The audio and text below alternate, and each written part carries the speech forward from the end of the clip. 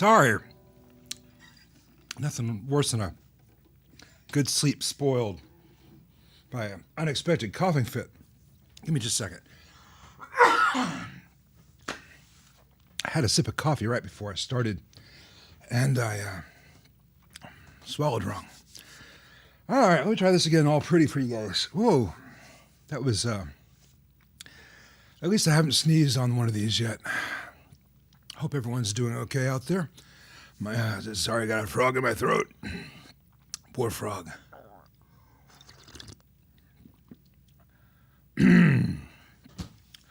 Well, that was that was unexpectedly unpleasant. Not the vibe I was going for, obviously. I had that whole laid-back feeling, and it's all gone. Whoa. Jeremy, I'll get to your question in a second, but we got a thing here from Lion Circle. $100 super chat. Appreciate that. Please let me know how to get on the wait list for my AC15 H1 TV. I've emailed about a couple times. I am constantly trying to play catch up with emails. Normally, had I seen if I had replied to your question, it would have been a polite no thank you. That's an amp, that's a model that I'm not a fan of, and I don't want people to put too much money into it. But you have given a $100 super chat, which I don't have any easy means of returning because it takes like 30 days for that to hit my account. After this, I will find your email and I'll call you. Hopefully you have your phone number in there.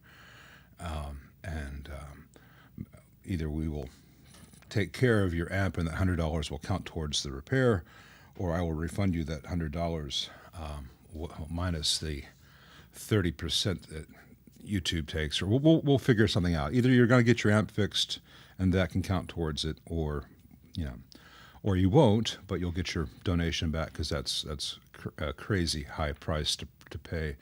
I'm not looking for anyone to bribe me to work on their amps. I'll be glad to work on your amps without that. I'll be glad to answer questions without the super chats. The super chats are appreciated, but this one's a bit over the top. I'm not criticizing you, certainly. And I hope you haven't felt slighted, but I'm one guy, and I get many hundreds of emails a day, in addition to the ones with extended car warranties and all that fun stuff. I'm still trying to get my mojo back after that coughing fit. Really took me in an unexpected direction. Hey, Jeremy Barish. He's currently going to school for electronical engineering, and his goal is, you want to have an operation like this. What advice do I have, and what do I see as the future of the repair biz? Just 1 second. I've got something trying to kill me beneath the desk.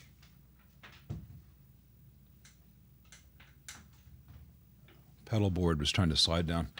I think if you're going to school to be an electronics engineer, you'd be much better off if you look at going the route of doing modern electronics as far as having a career and an income, a good income. If you're working for Cisco, you're working for Google, you're working for telecoms, you're going to make a lot more money than fixing old amps.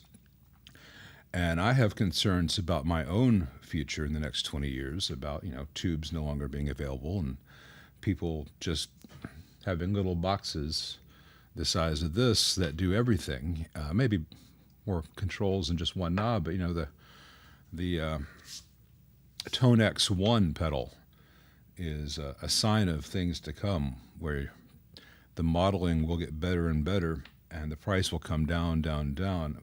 Well, Tone X is not really modeling; it's a capture, it's a snapshot, but you guys get the point. So I don't think that I could advise anyone to go into what I do, because what I do may not be a viable thing by the time I retire.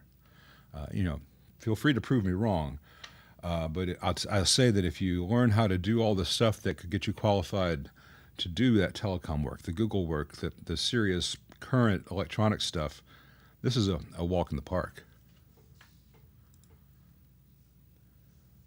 Hey, Jamie Jameson, thanks for joining us. And Brooks asks, What have I looked, listened, and felt for when buying a new guitar if I try several examples of the same model? Yeah, I try to play as many as possible because there's so much variation. Even among Paul Reed Smiths, not that I have any, but I've tried some. I had an SE single cut for a while, but the neck on that, the guitar played great, sounded great, but the mahogany neck was kind of rubber bandy. Every time I'd do a bend, all the other strings would drop, and it did not have a trim on it. So I passed that on to someone else. I'm mostly looking at the wood and the weight and the resonance and the acoustic sound of the guitar. I know I can change the pickups. I know I can change the pots. I know I can do the service stuff, the setup stuff. There are wide variations. When I got this casino, I was going into Guitar Center to meet a friend of mine who works there, and he had some amps for me to work on.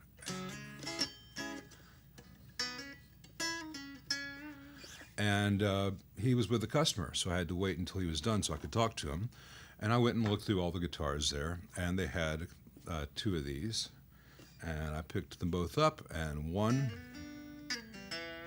was just dead. And not talking about dead strings, I'm talking about it just did not vibe. And I picked up this one, and the action was too high, and the radius of the bridge was too high, and too arched, and the pickups were obviously not great, and one of them wasn't even working because there was a problem with the switch.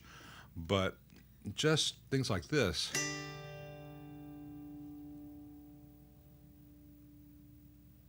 And how long it rings out, even unplugged. It was a good guitar. It was an inexpensive good guitar. In the other room, I'm not going to get it right now, I've got that 335, 63 reissue 335 from Memphis Historic Shop, whatever. That's an expensive good guitar. But I've played other expensive 335s that were not good guitars.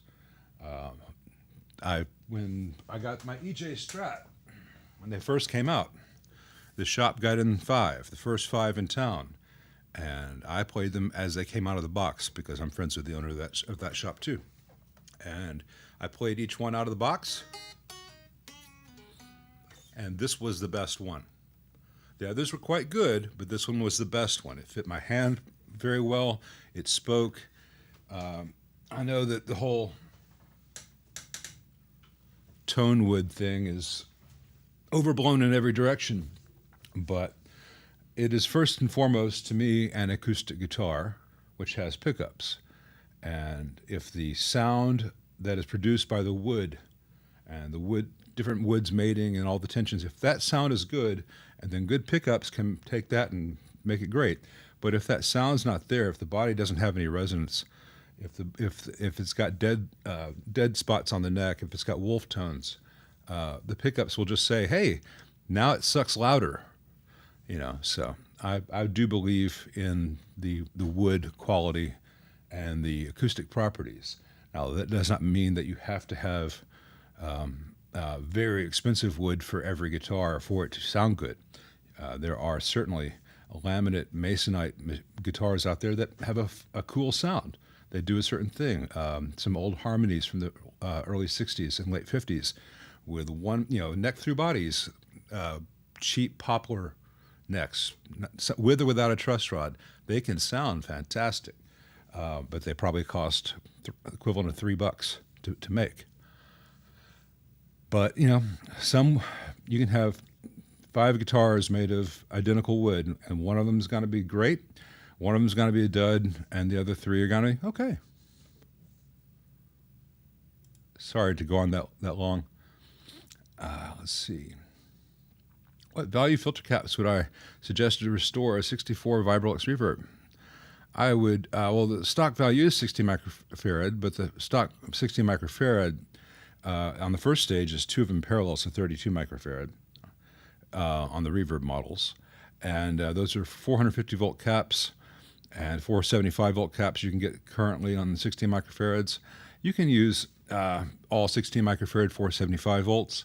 I would suggest probably instead going to the 500 volt 22 microfarads, at least for the first stage, at least for the reservoir stage where they're in parallel.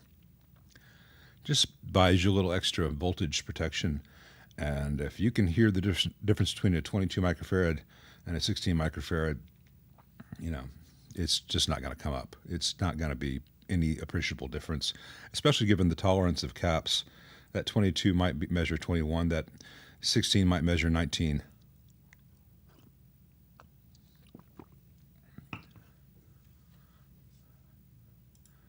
Thank you, Fred Lemming. Appreciate that. If you'd like to know my thoughts on the Fender Bassman LTD current reissue, how it sounds compared to the original, and how it's built, recommend what I cannot talk today. I just cannot talk. He suspects I would recommend the Victoria. I think the LTD is one of the best Fenders made in a long, long time. The Bassman LTD is one of the best reissues. It doesn't have all the glaring flaws of some of the other amps that they make. If you get one that has F&T, the IC brand filter caps, it's easy to change out. It's not prone to any real issues. There's some places where it can be made better. Is the Victoria a better amp? Probably, yeah.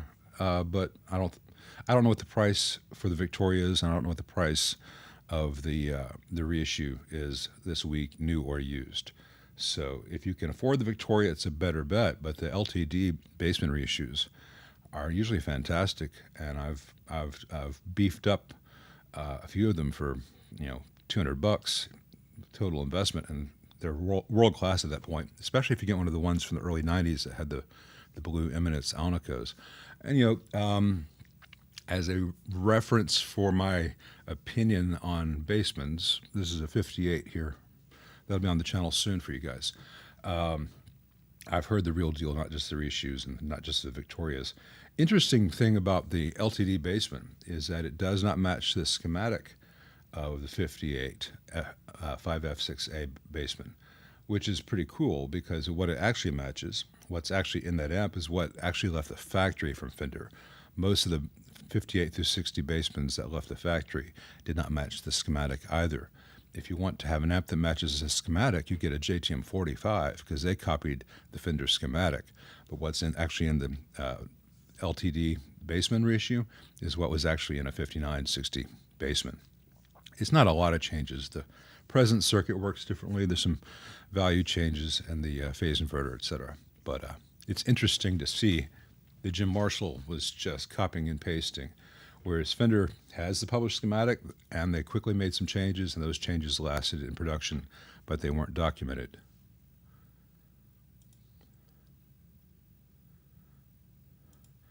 Hey, Victor Kano.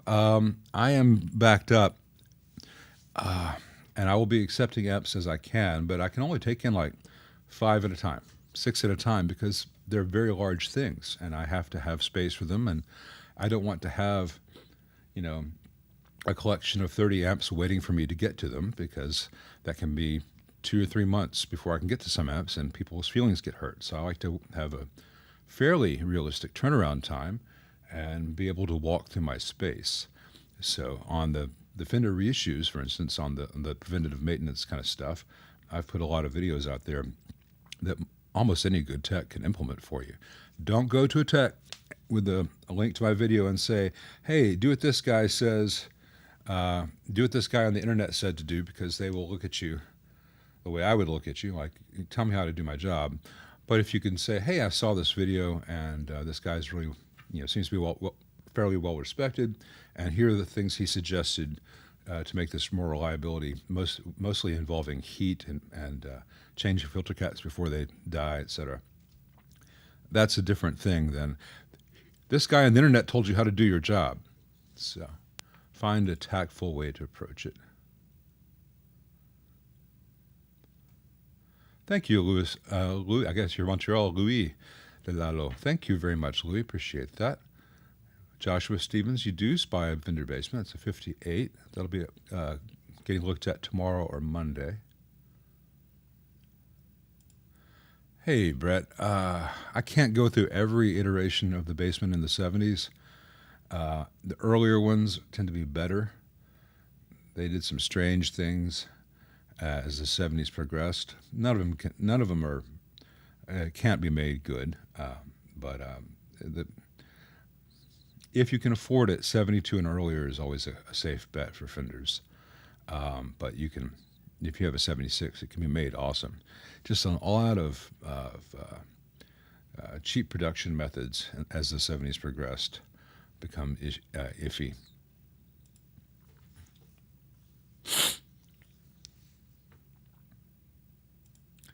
Hey, Surge98, welcome to my personal hell. He can't find Marshall-style rocker switches with solder tabs. They're all designed for quick connects, and solder won't stick to the tabs. Can I sand and solder, or will heat damage the switch? There are an awful lot of quick connect switches out there that have been soldered to. You have to prep the metal, by which I mean you need to really pretty much get in there with a file and or sandpaper and remove the coating and rough it up, and then tin it before you try to solder anything to it. Once it accepts solder, once it is holding, then you can tin to it. The other approach is just to attach, say it's probably going to be 1/4-inch quick connect terminals. Go get some quick connect tabs from the hardware store and solder those onto the end of the wire and then slide them on. There's nothing wrong with that as long as the connection is tight and won't come loose. And you can be pretty and use heat shrink insulation and stuff if you wish. You can go get a crimper and you can just crimp the wires, but I prefer a soldered on quick connect. So you solder to a little quick connect female tab, and it slides onto the male quick connect on the switch, and you won't cook the switch. I really apologize. I don't know what's up. I don't mean to be gross. I'm salivating like crazy, and I'm swallowing it wrong, which is, just gross. Sorry about all that.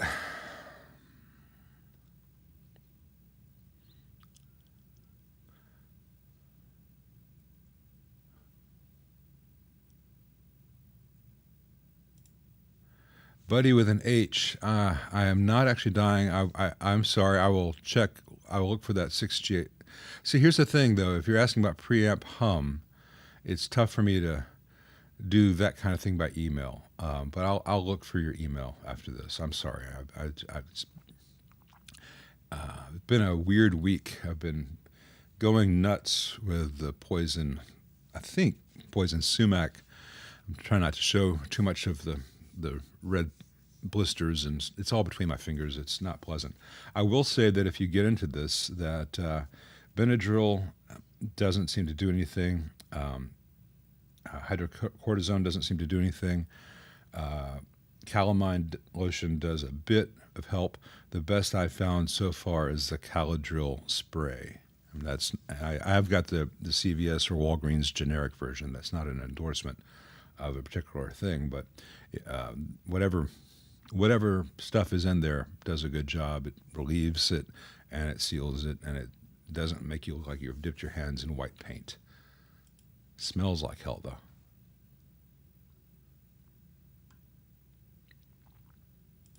Electrotube 10. I don't know that amp model.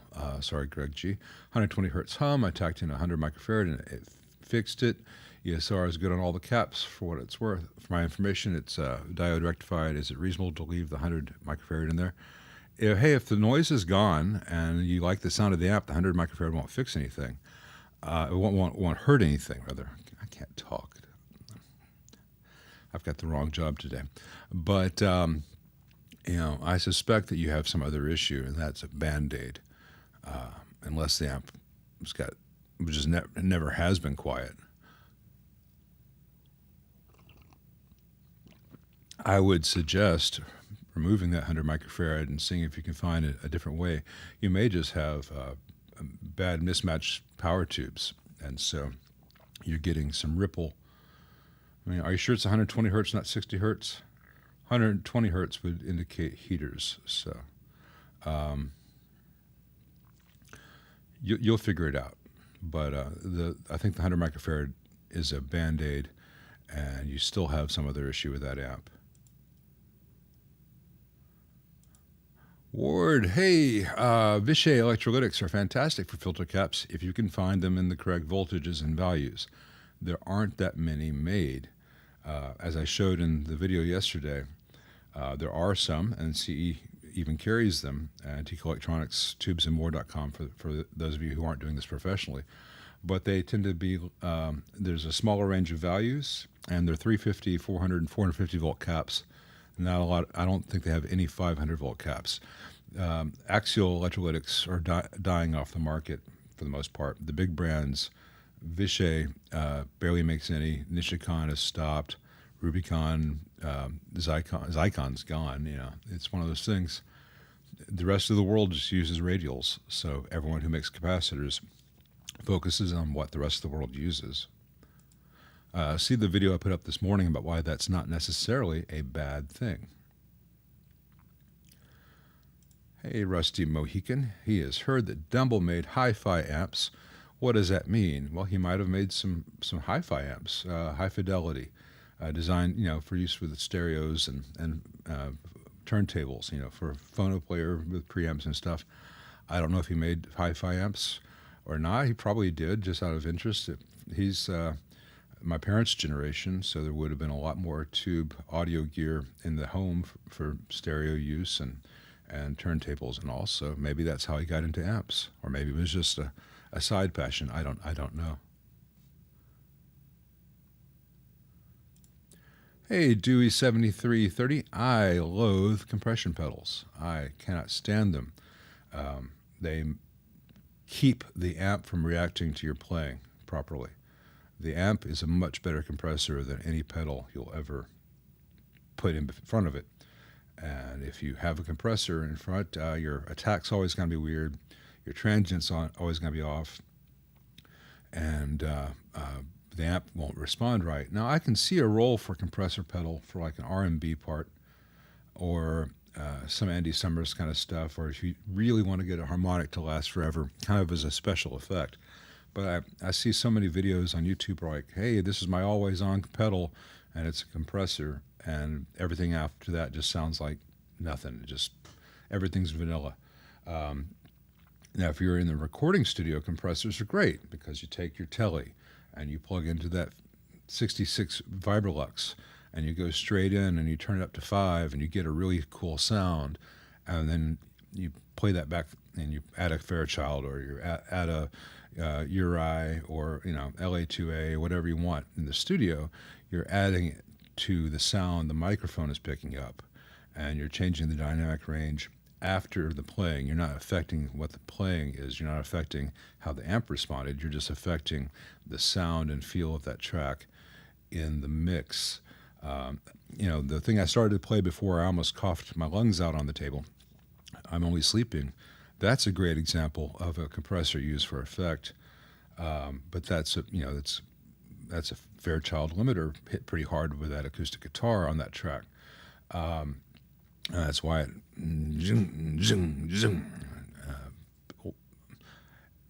Revolver's a masterclass in how to use compressors and limiters musically and creatively. But if you stick that in a pedal in front between the guitar and amp, and I've even seen some great players who rely on compressor pedals, and I think you can really hear that artifact an awful lot of the time. I know people will disagree with me. Hey, Lewis. No, I don't like the guru thing. Thank you. The compliment is appreciated, but the implications. Gurus are always trying to sell you something, and I'm trying very hard, apparently, not to have people send me things. He's got an intermittent crackle out of the speaker from his Tweaker 15. My advice on 5-watt was to swap tubes, which 12X7 from Tube Depot could I recommend. If you've got a crackle out of the speaker, it could be a few different things with a Tweaker 15. First of all, manipulate the speaker cable by hand. See if by moving the cable either by the speaker or along the length or at the plug where it goes in the amp, if you can make the crackle happen by physically moving that, you may have a bad wire. You may have a bad solder joint. That can happen. I don't think the Tweaker 15 uses a plastic molded speaker cable like some of the Fender reissues do, but something to look out for. Beyond that, it could be a intermittent preamp tube or a noisy preamp tube. Sometimes you can tap on them and they'll reveal themselves, because a lot of times if they have a crackle, they will also be microphonic, or tapping it will make it move in the socket and you'll hear the crackle. Sometimes you just have a dirty tube socket. But if you were to go to Tube Depot, I would recommend the JJ ECC83, the regular one, not the gold pen. JJs have had some issues in the last couple of years with the glass not lasting. I'm trying to remember what's in the tweaker. I think it's all plate driven rather than cathode follower. I've had very good luck recently, and by recently I mean in the last 6 months or so, with the Electro Harmonix 7025 tube, not the 12AX7, but the 7025. Try one of those and come back. But first, seriously, just with your fingers, move the speaker cable, move down the length of the speaker cable. Sometimes you just have a bad speaker cable.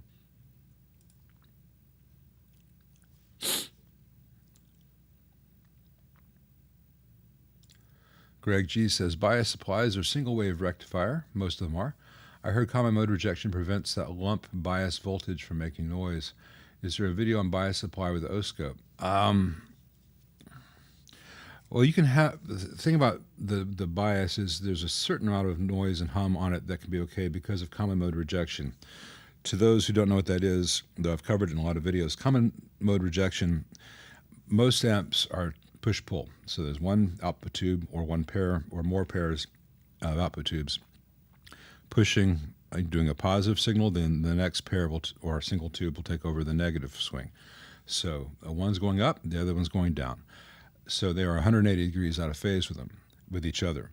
And any noise which is common to each side is also put 180 degrees out of phase. So that noise cancels out. So if you have some hum from the heaters, if you have some hum from the bias, and the same amount of that hum is injected into each side of the output, either at the phase inverter tube or at the power tube, as long as each side is getting the same amount of hum and noise, all that hum and noise is common, and it gets rejected when one of them is flipped 180 degrees.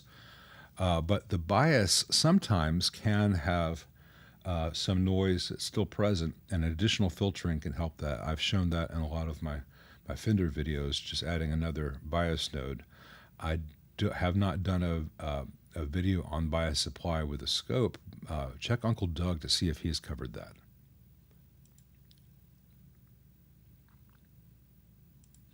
Sebastian, here's a question that's near and dear to my heart. If I want to build a hand-wired amp, is there a wiring color code I can refer to? The amp industry doesn't seem to give a shit. What's my approach in amps? Thanks. Thank you for asking. There is a code in place. It's just rarely implemented, though you'll see that Sir and Friedman and some others actually tend to, or at least they'll implement their version of it. In a perfect world, if I look inside an amp that I've never seen before and I don't have the schematic, I should know that the blue wires going to each preamp socket are plates. The green wires are grids. The yellows are cathodes. I should know the heaters, green and yellow striped, or green and green, or double green, some other color used for heaters throughout than everything else. Any B+ runs would be red. Any screens would be orange, and all cathodes would be yellow. You can do violet for negative feedback is also a convention that too few people follow, but it would be nice, wouldn't it? So I try to do that in my own builds.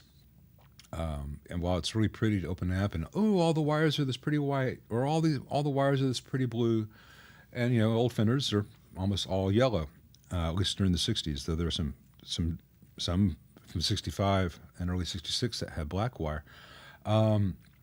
It's better to have everything color coded, so you can say, all right, this wire is definitely a plate resistor, plate wire. This one is definitely a grid, et cetera, et cetera. And grounds can be green, though I think green on ground should be reserved for the AC safety ground, and all other grounds should be black, so you don't confuse them with your grids.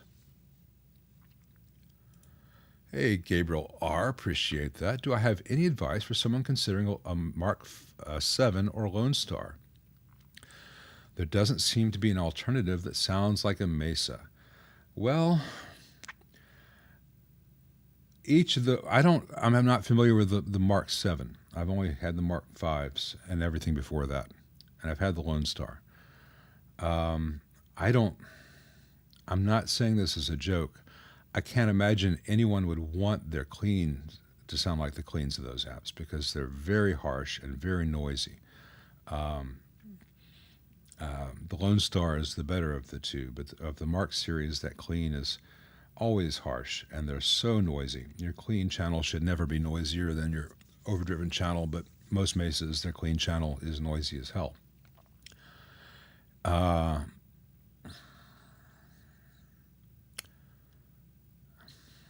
I'm really trying to answer this honestly and not be snarky, but I find the sounds of those amps to be very generic. They're just very loud, and you have all kinds of different generic sounds in one amp. That's their marketing premise.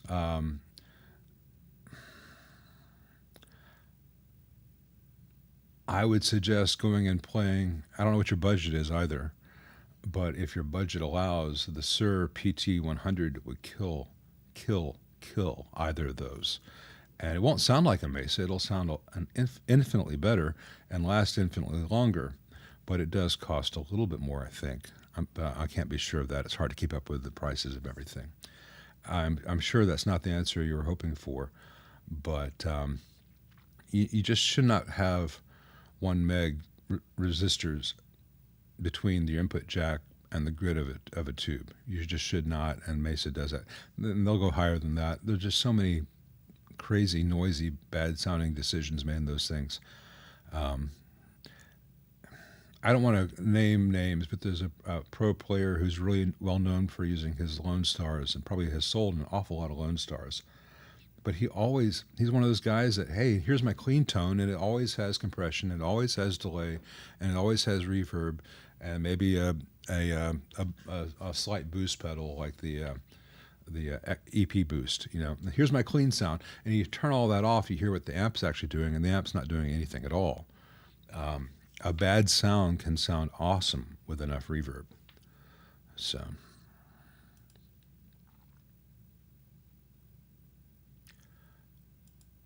The old Sound City 50 Plus is pretty noisy. In my opinion, what can be done to improve the amp? Well, I don't mean to be mean. That's the reason a lot of people call them Sound Shitties. They have, I'm trying to remember, they have so many electrolytic caps in most Sound Cities. The first thing you need to do is change them all out. That's like 30 caps. And they have an awful lot. I'm trying to remember if that's the amp has floating ground, if that amp has floating grounds or just a lot of multiple grounds to the chassis, some of which are not great, some of which get loose. I think the only video I've got on the Sound City is one where I actually gutted it and made it into a more of a high watt thing, but that was back on the Facebook page, not on the YouTube thing. I'm not a big fan of Sound Cities, as you can tell. It can be fixed, but you're probably looking at $300 to $400 to make it fixed. I think there are many better amps than that. No one talks about how the tone is enhanced when coupled with a dad bod potbelly. That's why I make all the big buck, because all my guitars sound automatically better because they touch my belly. That's the thing.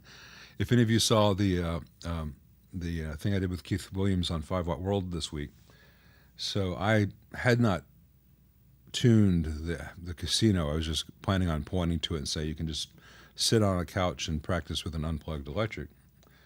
I had tuned the acoustic because I wanted to get to do the Kumbaya joke, but I didn't really play the acoustic, you noticed. And then Keith asked me to play the casino, and my first thought was that thing's not going to be in tune, and it wasn't.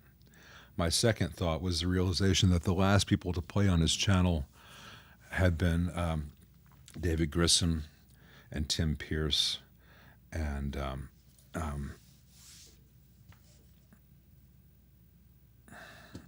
and another monster whose name escapes me right now. But anyway, I sorry, Jeff McElwain, I guess, was the last guy to play on his channel. In terms of the playing at the beginning of the video, that's what I was thinking of. But I mean, so many great players on there, and then I'm being asked to play live for his audience that are used to those guys. I'm just like, please don't shit the bed. Please don't shit the bed. Please don't shit the bed. I got through it. I think I convinced people that I could play. So deception, successful deception. That's a nice thing. And I credit my dad bod entirely. Hey, Bottom Kitchen. That sounds so vulgar and yet so tasty. I'll be checking out an early 67 drip edge Deluxe Reverb. Anything I should be listening for? I know it has a 3-prong plug and deactivated ground switch. Look at the evaluation video I did on that Tremolux the other day, or the evaluation video I did on the 5 Super Reverbs. Those are literally what to check and you know, how to go through it.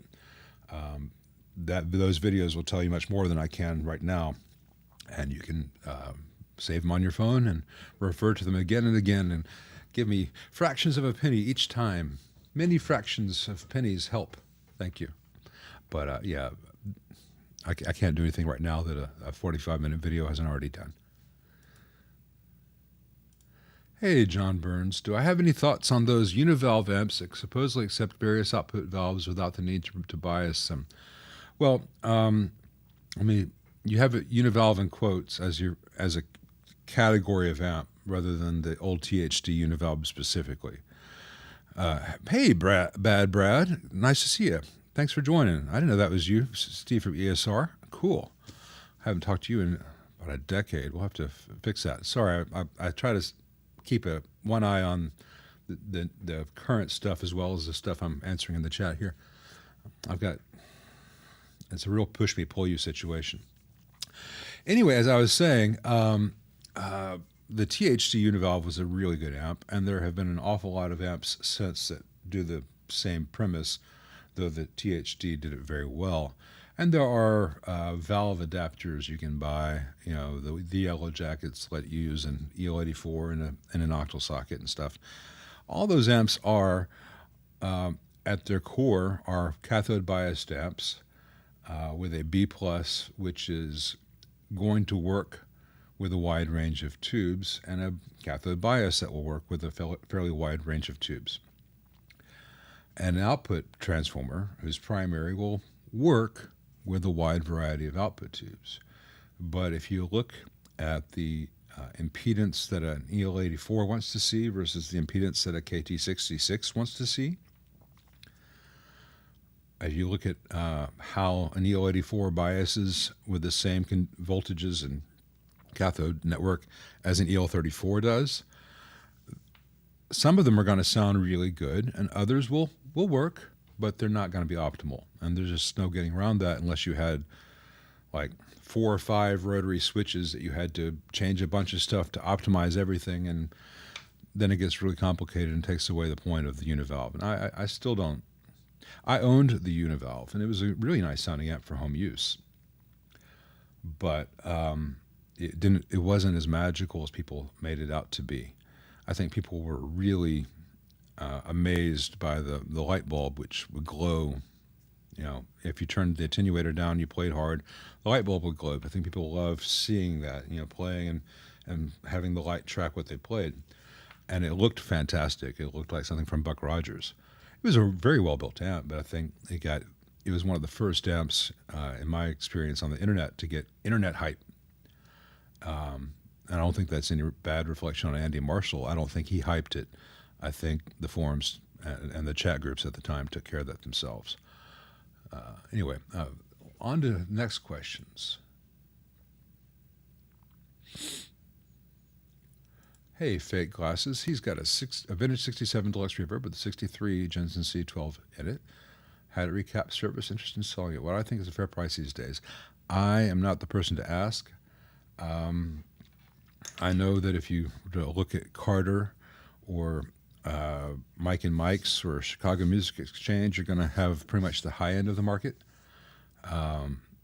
then you can look on Reverb and look at what they list for versus what things have sold as. But I just don't keep up with that because I have too much stuff already, and I can't learn another whole aspect of this. It changes all the time, and everything can be stable, and then Bonamassa uses something else, and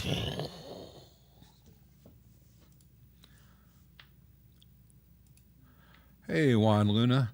Friedman Runt 50 versus Friedman Runt 50. Sorry, Dave, versus Friedman Small Box 50. Well, they're equivalent weights.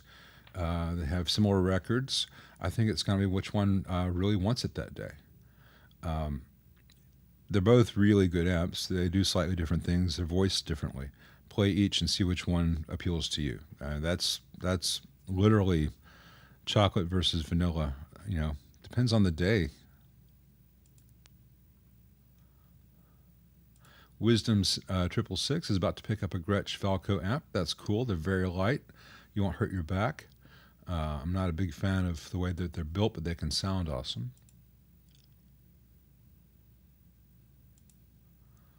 Greg G. has got a new F&T caps, 16 microfarad, 475 volts. ESR is 3.3 ohm. All three are identical measurements. Are they defective? I don't know off the top of my head.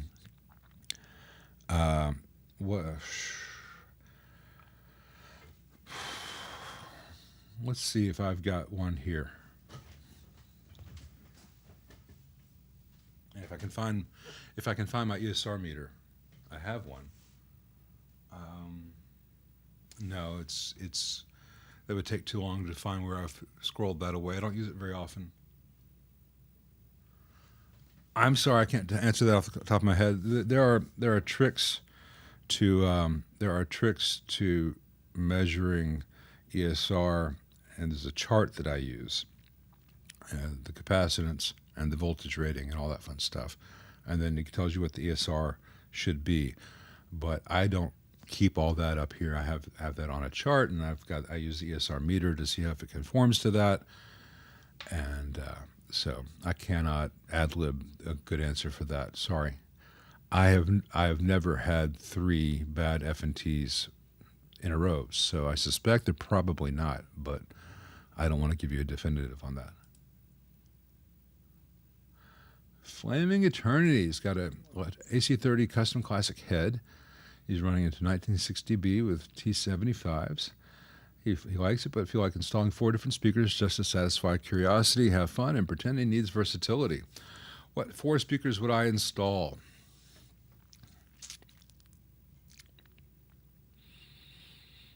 I would either go greenback, or I would go creamback or ET65s.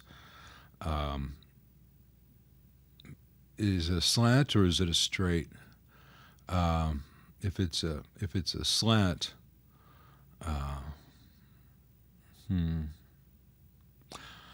think either way I'd go greenbacks or creambacks. If not the creambacks, then the ET65. Those would both sound really good with an AC30, and greenbacks and the creambacks both just come alive in those cabs. So that's at least see if you can find someone who's got a 4x12 which already has those that you can try before you buy.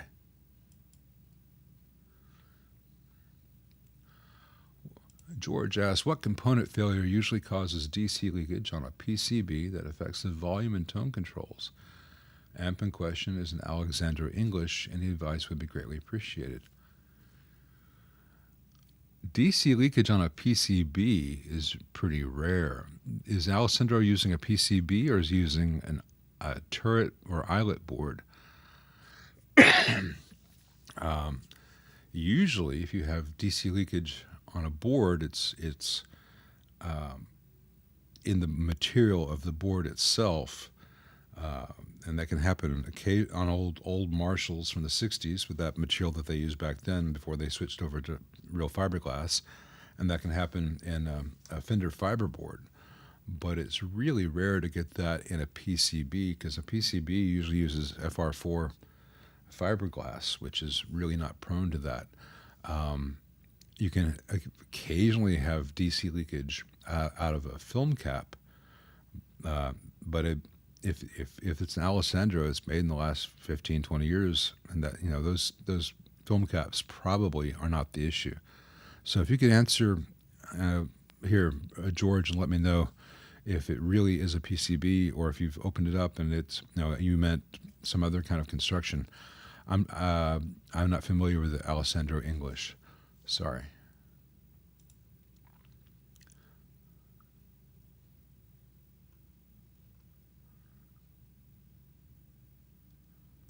Hey, Jamie Jameson. He's been working on his Traynor YBA-2 with 6v6s. Sounds fine for about 30 seconds, and a nasty distortion creeps in with some 120 hertz hum. Tubes are fine. Keycaps are new. No obvious problems.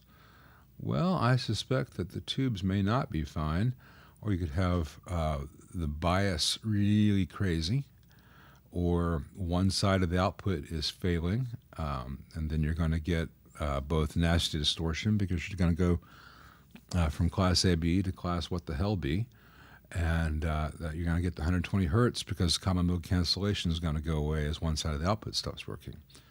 It could be as simple as a bad phase inverter tube. It could be a bad connection on a heater wire. But without having your amp in front of me, I cannot tell you more than that. But those are the steps I would take immediately. And the first step is just pull all the other tubes and just have phase inverter and power tubes. Actually, the first step is just have phase inverter without the power tubes. Make sure that you're not getting leakage on pin 5 of either octal socket, which could give those same problems and cause those same things because one side would be going to, the bias would be going to run off. And if it's negative bias versus, if it's a just fixed bias versus cathode bias, you might want to, without the output tubes in place, disconnect the bias supply and have the phase inverter tube and the tube sockets and power it up, and check the DC on the grid of each output tube without a bias reference, and just see if it stays at 0 or if it goes up. If you 5 minutes later, one of them's at 4 volts DC, the other one's at 0, you got a problem in a coupling cap.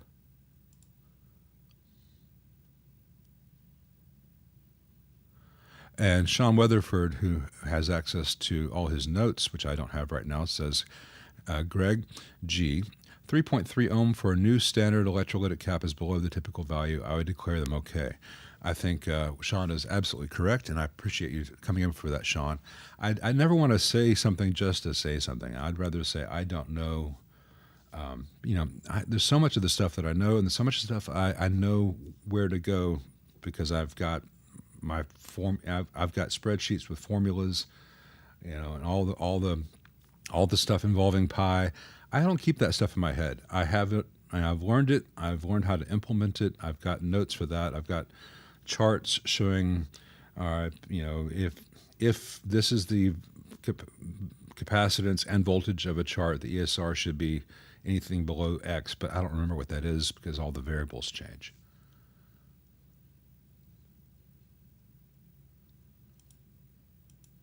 Hey, Rob French. Yeah, I replace can caps, though I'm thinking about coming up with a different solution that'll make it easier for Princetons and Champs, because I don't like using those can caps. Now, can caps, let me separate the true can caps like you find in a Princeton or a Champ are not as good, either the CE manufacturing ones or the Hayseed Hamfests, as the F&Ts that you get in Marshalls. I'll happily use the F&Ts in an old Marshall, but I'm trying to I'm trying to come up with an elegant, simple, cleanly installed solution for the Princetons and Champs beyond just installing terminal strips and using some axials or some radials hanging on terminal strips, because it looks a little Frankenstein.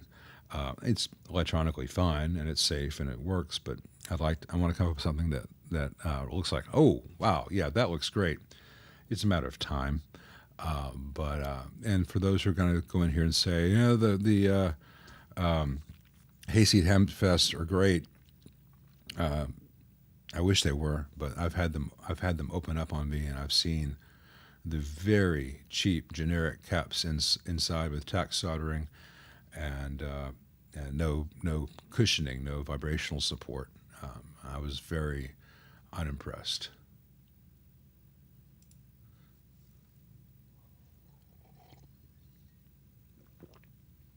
People are still talking about my coughing fits, so I'm well behind. Thanks, Flaming Attorney. He loves that I'm using a 57 for streaming. Yeah, SM7Bs are everywhere.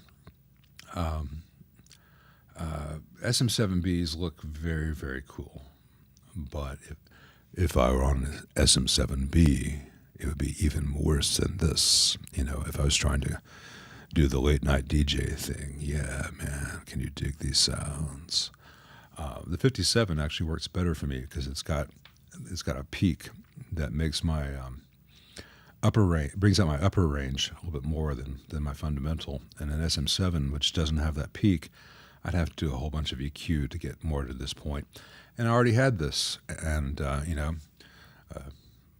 mic I paid $70 for 10 years ago, and a $12 suspension mount that's a little bit loose, and a $6 foam windscreen, and it looks really cool. And I've got this in the descriptions of all the videos in case any of these companies want to start sending me stuff. This is the Elgato arm, and I really like it. It gets out of the way, moves where I want. It's good for midgets. I shouldn't say things like that. It's good for little people, little persons. As I get canceled. All right. Anyway, this sounds fine. I use that small diaphragm condenser up there. That's an SE8 for the overhead, for the bench stuff, because I can move around and not go as far off. You know, I'm farther away. The axis is not as the same, and the noise floor is lower than a 57. I'm speaking kind of quietly today, it occurs to me. I think I'm afraid that I'm going to have another coughing fit. Hey, Juan, thank you for the super chat, but you'll notice at this point that I answered your question already before you gave me $2. Now, I appreciate the $2. I want my $2. But point to everyone, I will answer the questions as I get to them. So if I have not answered it yet, I have not gotten to it yet, I will. But when you have multiple, if you ask it multiple times, this makes it hard for me to find the questions. And as I put in the description for the three of you who have read it, as JDS here has done, and DLPZ 2005 beneath have, those question marks before the questions really do help your questions stand out to me. I can find them more in the chat, because especially as the chat progresses and you guys start talking to each other more and more, which I love, it makes the questions for me stand out better. So if you could use those question marks, it really does help. Have I heard about the new orange valve tester Mark II release? I have seen that it exists, over $1,000. Well, welcome to the world of test gear.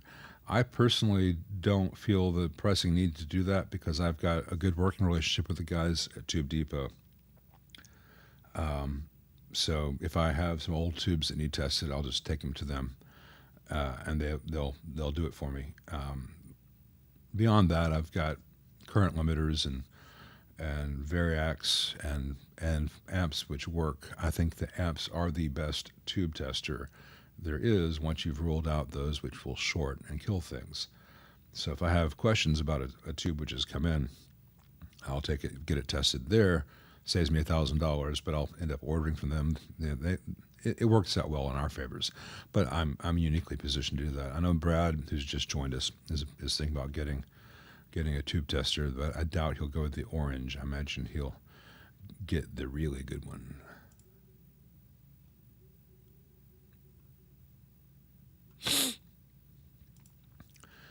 Hey, DLPZ 2005. He's got a AC568 Bassman, which is a 68 Bassman after the AB165, that has a background hiss. Newer caps does not get worse with volume. AA864 conversion, your best bet to fix. if you change the phase inverter to AB and an output to AA864 while retaining the preamp that you already have, you will indeed have the best of both worlds, and most of those issues will go away. In fact, if you look down there, Brad's Guitar Garage, he's my bud, he's my mod, and he just said, yo! Anyway, he has a video specifically showing the AC568 AA864 hybridization process, and I think that's a great video for you to go check on his channel, Brad's Guitar Garage. But it must weird him out every time I say that, because he'd say garage. But anyway, that was a terrible Australian accent, but he's a terrible Australian, so it's fair. I mean, he's actually very good at being an Australian. He's a terrible, terrible person.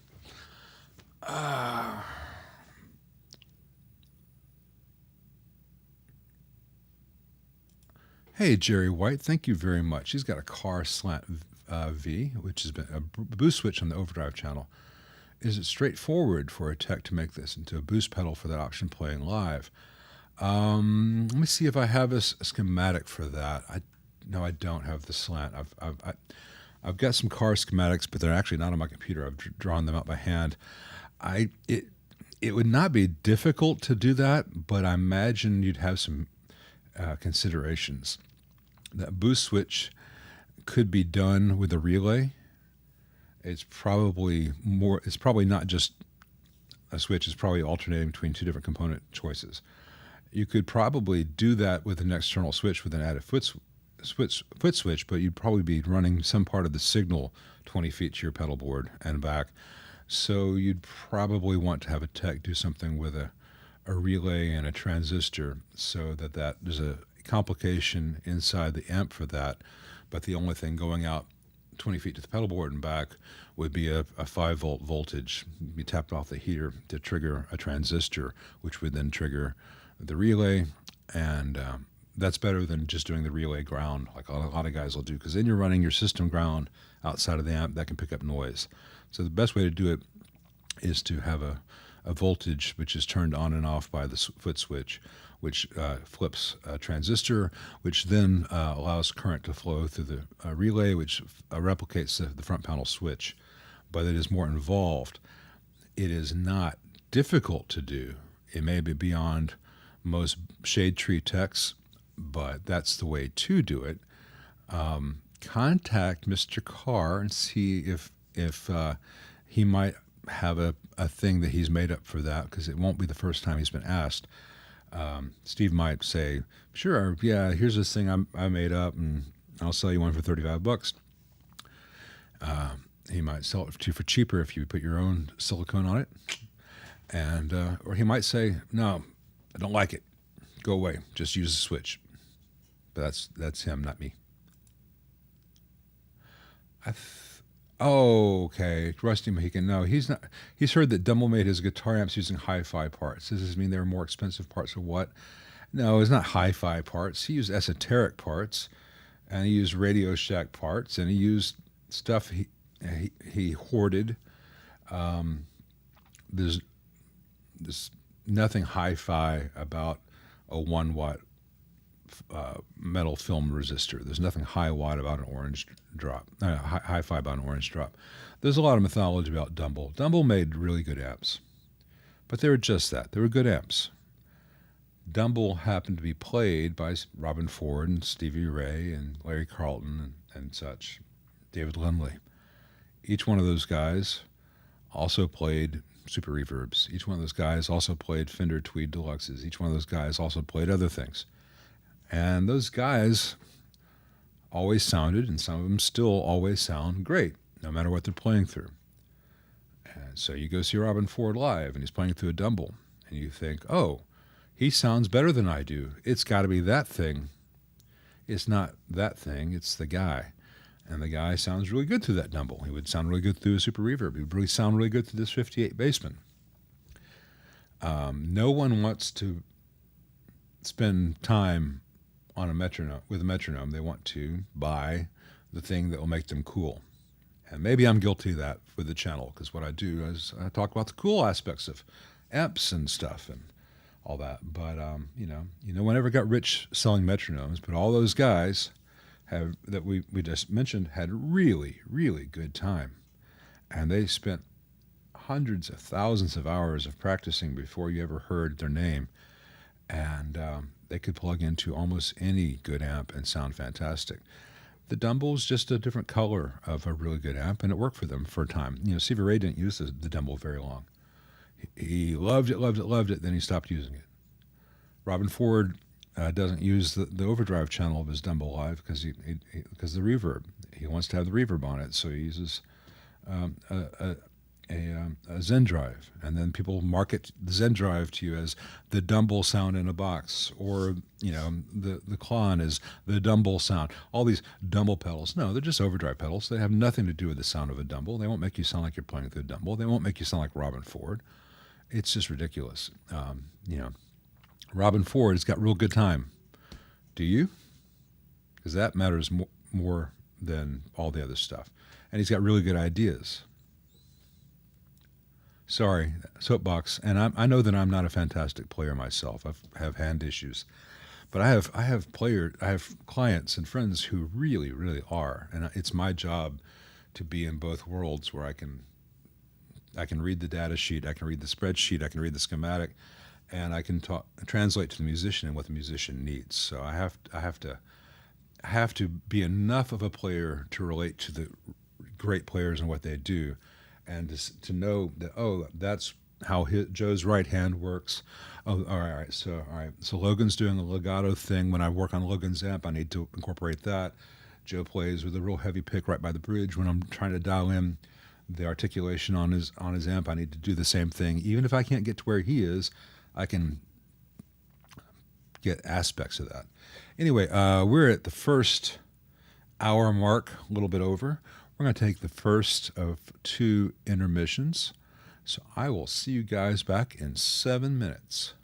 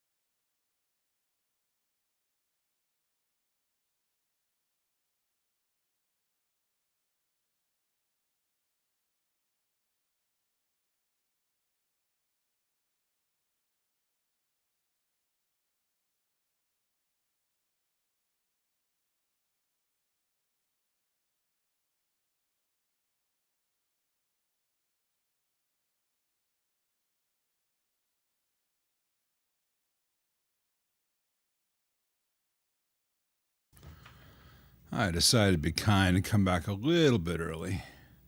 You know, it's always 7 minutes-ish. I try not to go over that out of respect for you guys, but it's also nice when we do these things for 3 hours to be able to get a cup of coffee, stretch your legs, whatever you find yourself needing to do, so you're not just stuck here.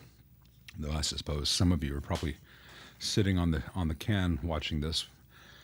That's fine. You can do that. I cannot. I have to have a OnlyFans for that. We're the world's worst OnlyFans. Just a bunch of hairy Germans. That's nothing. Sorry, I shouldn't have said that either. Nothing against Germans. It was just a joke in the culture.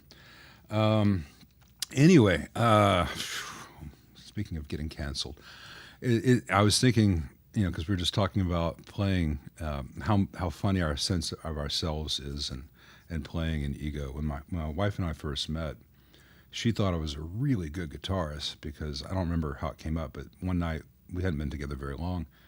We were at someone's house and there was a guitar or something, and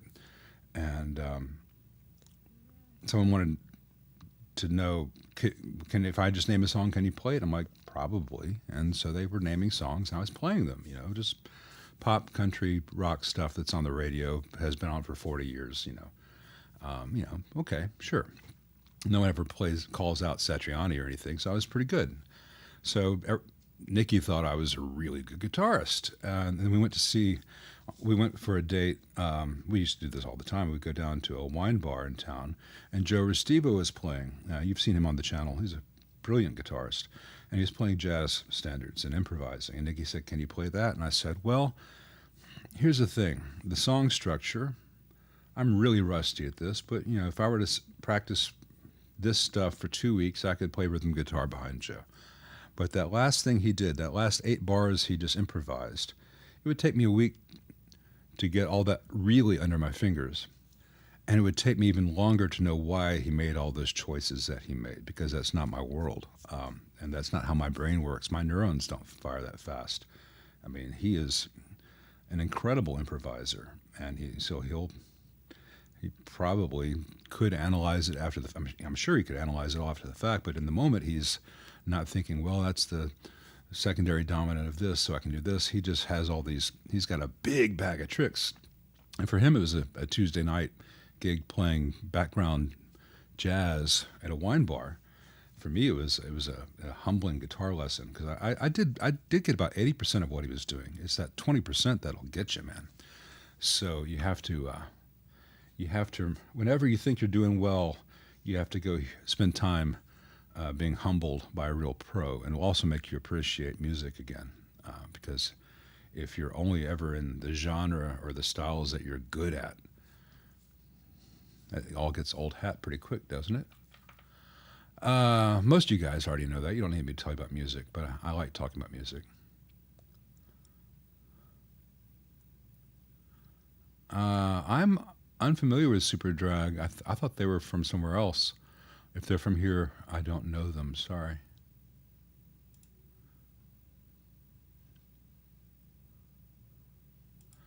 Audiophiles will pay $100 for a fuse. Audiophiles are gullible.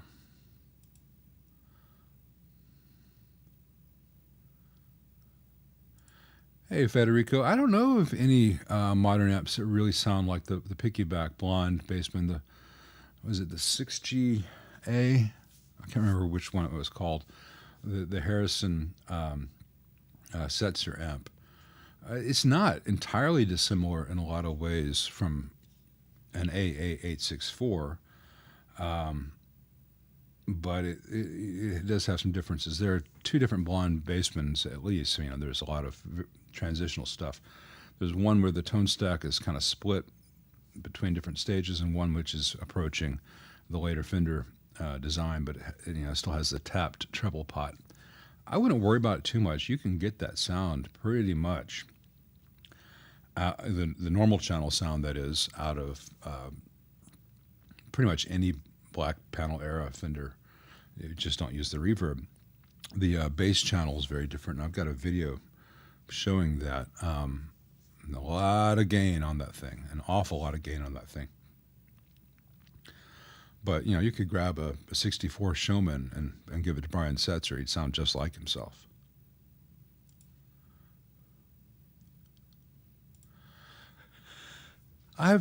He says, he thinks I've mentioned before that all current production 6v6s are noisy. They're not noisy. Some of them are prone to microphonics, specifically the JJs. Many of them fail with higher plate voltages. And by higher plate voltages, I'm talking 425, 430, like you find in an awful lot of Fender Deluxe Reverbs and similar. And there are some amps out there that really punish 6v6s. It used to be that on those amps, you just use the JJ because it can handle 500 volts on the plate. And they were incredibly rugged. But they've become really microphonic, specifically in combos. So then you look at Electro-Harmonics, really nice sounding, not as happy with the higher plate voltages. I used to really have good luck with the tongue saw reissues, but those have been iffy since since COVID. I have not tried the new JJ double mica spacer. I have hopes for that, but I need to get some in and try it. Tubes in general are still very unreliable right now. The supply is very iffy.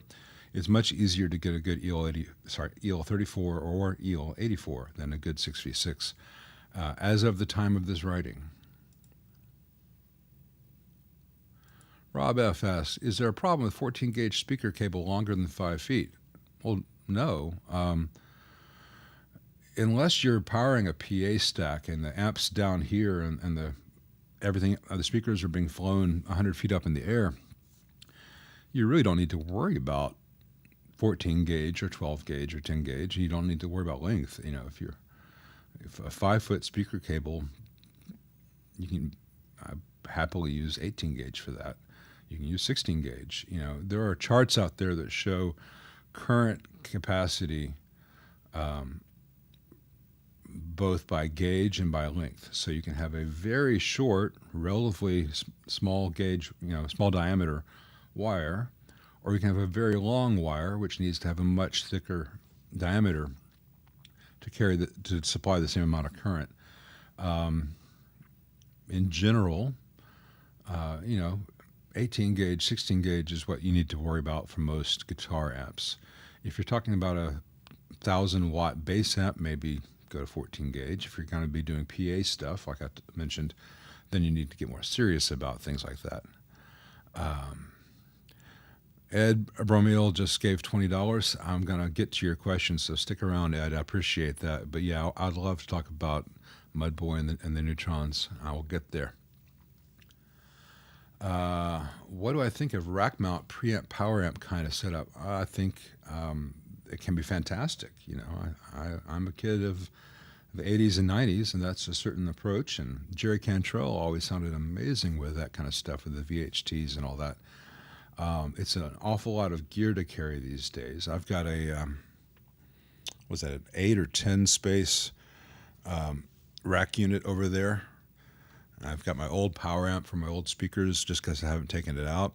I've got an old rack interface box I built, which had buffers and a unity gain mixer that I've not used in 10 years. So I made it myself, and it's fantastic. And above that, I've got a rack unit where I rehoused about 6 different really nice pedals. And someday I will connect all that up again, because inside there I've got things like I think I've got an OCD pedal in there. I know I've got what was the full tone tone bender, soul bender in there, and I've got a few other things I don't even remember now. Maybe an RC booster. I don't recall what I put in there, and a buffer in the back, and all that was controlled by a GCX back in the day.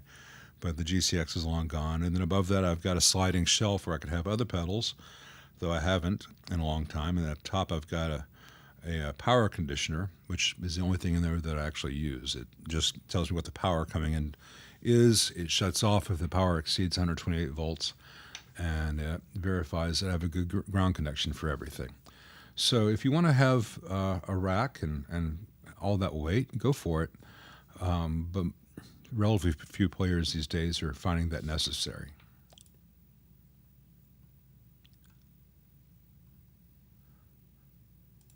Thanks, Polly's Guitar and Gear.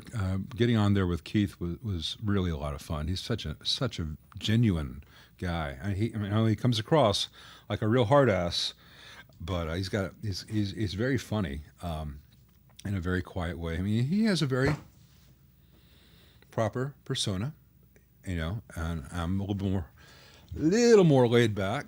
But he's a very genuine person, and it's in addition to being on his channel, which was an honor, it's been great getting to know him.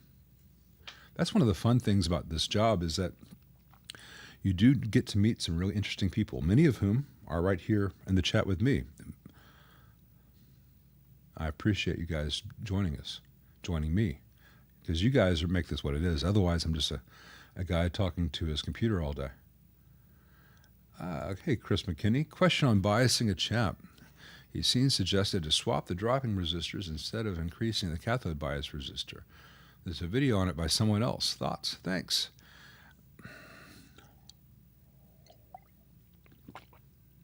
I'm trying to be polite.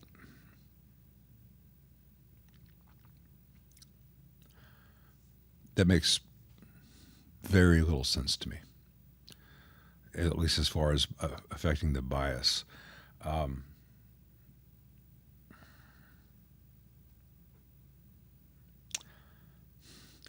I could give you all the reasons, because there are lots of reasons. I'm just going to say, in this case, for the sake of brevity, he's wrong, I'm right. I've got 1,100 videos up on the channel that'll kind of reinforce that, and I know that sounds big-headed, but there's some stuff out there that's just like, really? Because if you change the bias, you can either change the cathode or you can change the plate and screen, and there's only so much you can change the screen, and you don't want to change the B plus node in that thing, because then it gets into heat issues. And just really, no. Just change the one resistor in the cathode. It's so simple. A 2-watt 470 goes up to a 620 or whatever, or 680, and then you're done. Sorry. Thanks, Rob F. Man, Steve, I haven't talked to you in forever. Yes, sir, Steve. That's back in the day. Now you're Bad Brad. So I know that you have a channel. I didn't know that was you. We're going to have to get in touch. It's been, what, a decade or more? Speaking of a decade or more, I may be having to join the ranks of the hat wearers on YouTube. I can't play like Tim, and I can't play like some of the other guys, but Jeff, Tim, will you have me if I become one of the hat guys? Because it has been getting really more and more difficult to balance my skin tones without the camera blowing out on this white. It used to be more gray. It's getting very white. I'm right on the edge of blowing out the camera right here with this glaring bit of white. See? Versus back here. So I may have to find a really cool,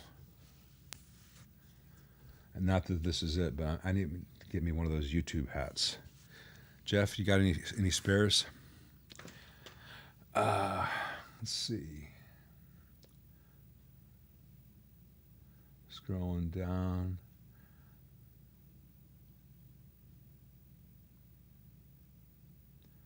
People trying to help Jamie Jameson. That's nice. There are a lot of really good suggestions here. This is a very informed group of people. I cannot take credit for that. The fact that you're all here is not because I've informed you. It just shows that you have good taste. Thanks, Elias. Appreciate that. Thinking pretty strongly about an Orange Rocker 30. Well, check it out. Play it in person. See what you think. I have nothing negative to say about the Orange Rocker 30. It doesn't do it for me, but it's not a bad product. And if it does it for you, happy days.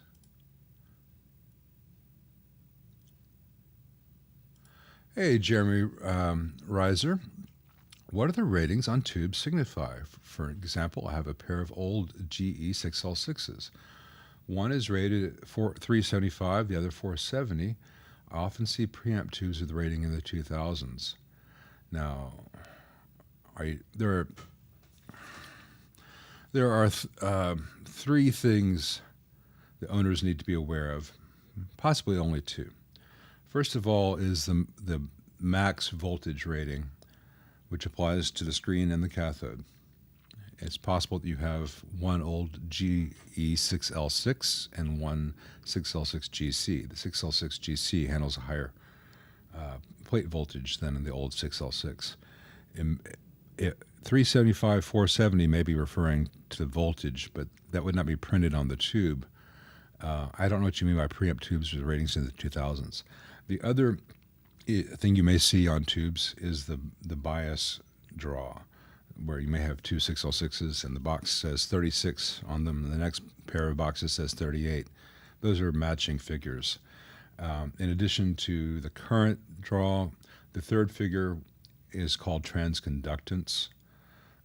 So if you have a pair of tubes where they're each drawing 28 milliamps in the test circuit, but the transconductance figures are way off, they're still not a good match pair. A good match pair is going to have the same transconductance within a range and the same current draw under test. The other factor that you can look at is the actual mu, the actual gain factor of a tube. For instance, a 12AX7 is nominally has a gain factor of 100, a mu of 100. In reality, a good tube tester will show this. One may actually measure like 85, the next one measures 97, the next one measures 107. And so they're all within close to tolerance of that 100, which is the design goal.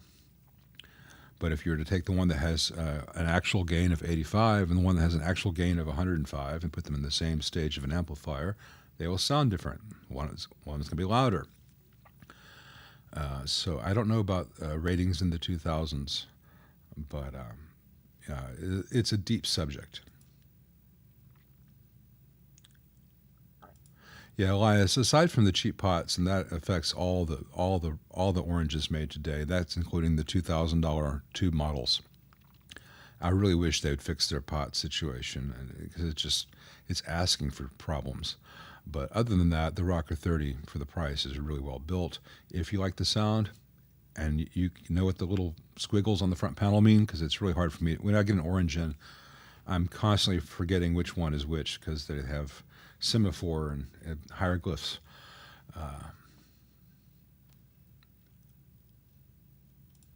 Hey, Lenny's Brown Tooth. He says, hi, Lyle. Keith mentioned power reduction switches as a useful feature, a 5-watt setting on a 25-watt amp, etc. Do I view them as anything more than a gimmick? Are there better or worse implementations? It really depends on how they're achieving that. On Keith's amps, he had one feature like that on a Rev amp, and he mentioned that Rev amp only has one preamp tube. That tells me a lot of that Rev circuit is solid state, so it's a hybrid approach, and there's nothing wrong with that.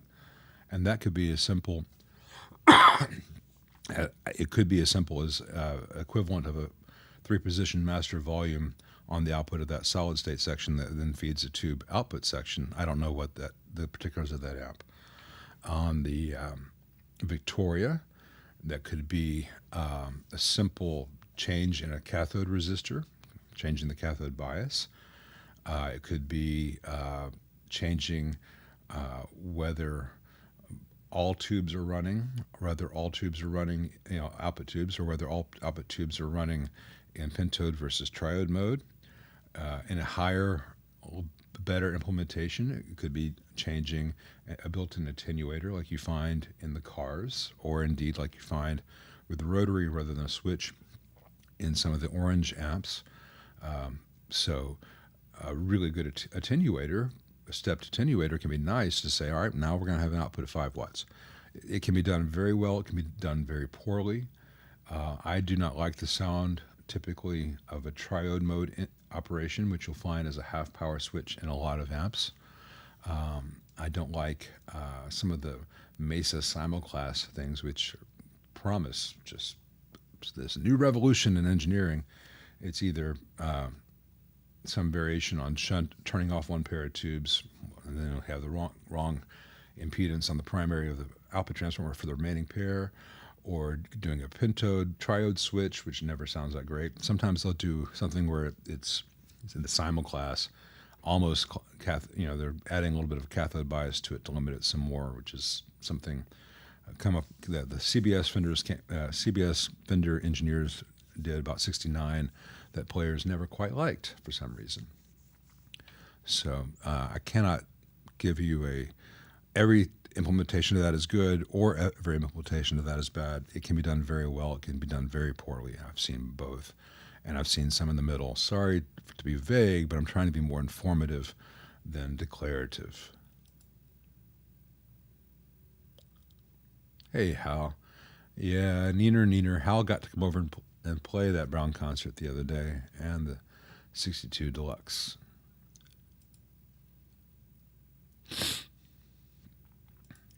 Hey, Colby Jack, his Rivera Venus 6, that old thing again. Power on cold. After taking out a standby, there's a pop, sometimes 10 seconds later, sometimes a minute or so later. Should I be concerned? Mildly. The most likely thing is the standby switch. Standby switches are rated for high AC voltage, not high DC voltage. So what do? Typically, we use a standby switch to switch high voltage DC. This is one of the things where only Marshall seems to have done this really well, where their standby switch is actually disconnecting the HT secondary from the power transformer. So they're switching AC, not DC. But most people are copying the Fender thing where you're switching the DC. So if you have the Colby, try this. Try the powering the amp on with the standby switch already in play, and just power it on and see what happens. See if the pop happens regardless of using the standby switch. And if it does, I hate to tell you what to go. I don't know your comfort level working in an amplifier. If that were on my bench, the first thing I would do is I'd get an alligator clip and put it across a standby switch to take that switch out of the equation. But standby switches can arc. If it's not that, you're going to have possibly a bad solder joint somewhere in the amp where a capacitor is building up a charge and that it discharges all at once. And then for whatever reason, things get warm, things move, things expand. It's not a problem again, but the standby switch is the most likely place to look.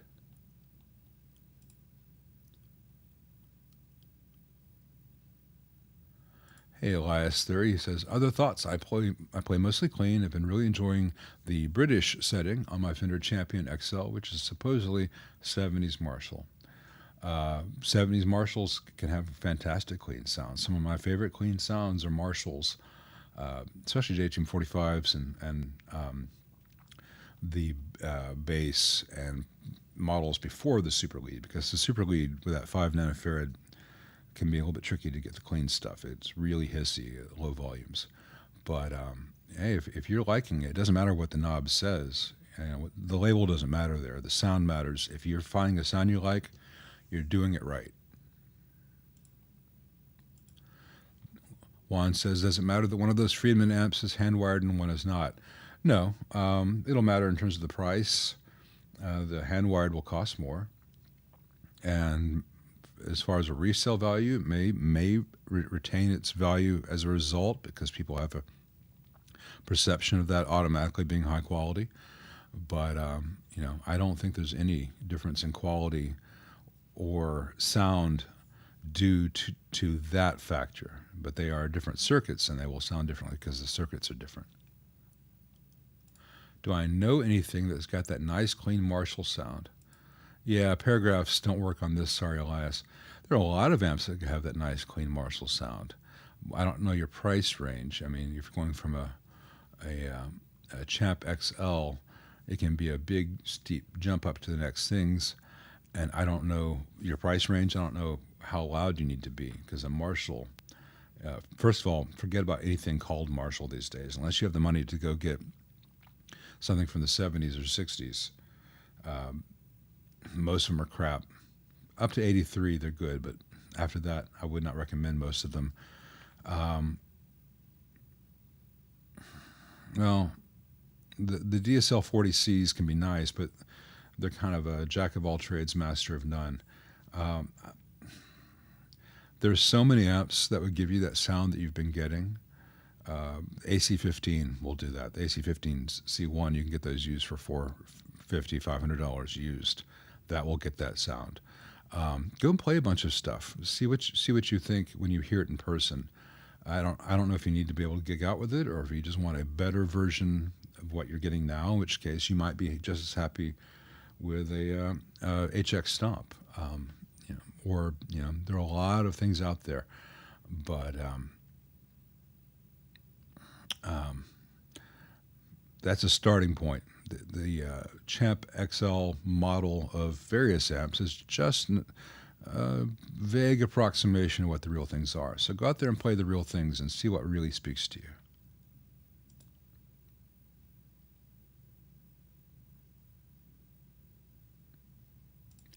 Hey, Alexi Korablov, appreciate that.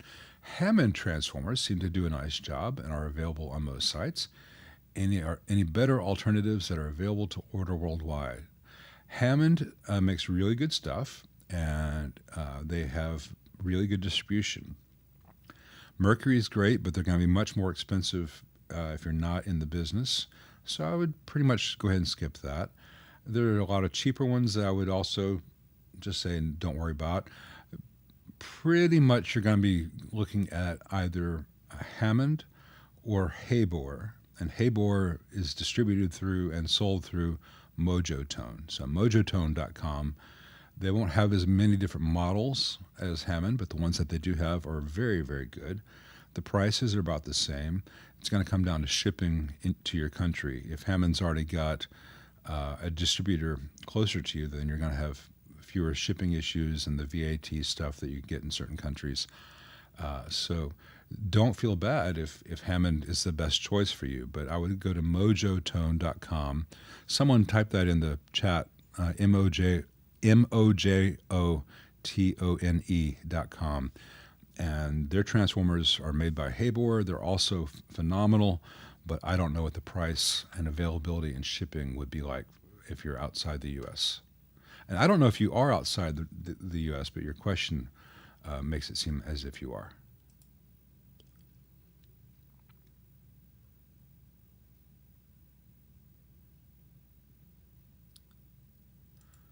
Hey, Postimo. Yeah, I do this about twice a month. Sometimes a little more often, but I try to do it at least twice a month unless I get too busy. Yeah, it's just nice to talk to the people who are interested in what I do and give some give a little bit back, and hang with my buds from all over the world. Everyone is welcome, except unless you're rude or a hairy German who's mad at me now.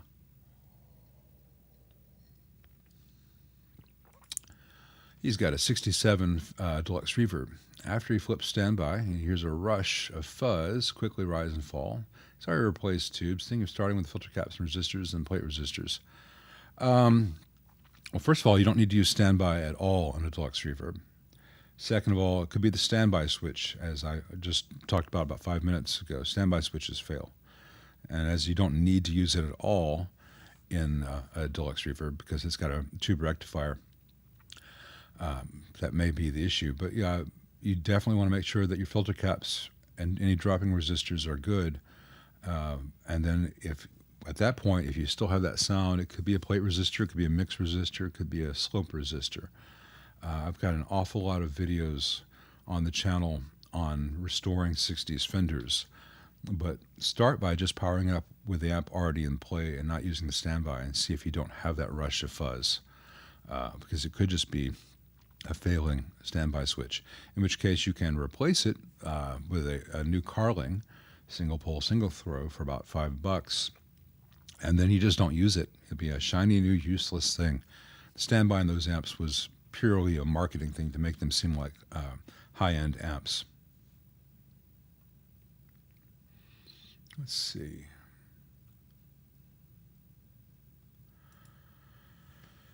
Hey, George. All right, so it's not the PCB. It's scratchy pots and tone controls. Well, you should be able, if it's DC that's causing it, you can measure DC on the pots. You can measure DC on the volume pot. If you don't have DC present, it's just dirty. You're sure it's not a faulty tube and you're sure it's not the pots. I would have to have a picture of your amp, but if it's a PCB, it shouldn't have any leaking DC on it, and it cannot be that old. But I'll tell you what, if it's an Alessandro, contact Alessandro and see if they can take care of that for you. Or they might be able to diagnose over the phone. They might have run into this before. They might say, "Oh, I'm so sorry. Yours is from 2017. Yeah, we had a bad batch of pots, and we'll send you some replacements." I don't know. See what they say. If I had your amp here, I could probably within 10 minutes say this is the definitive cause and this is the definitive cure. But my crystal ball's in the shop.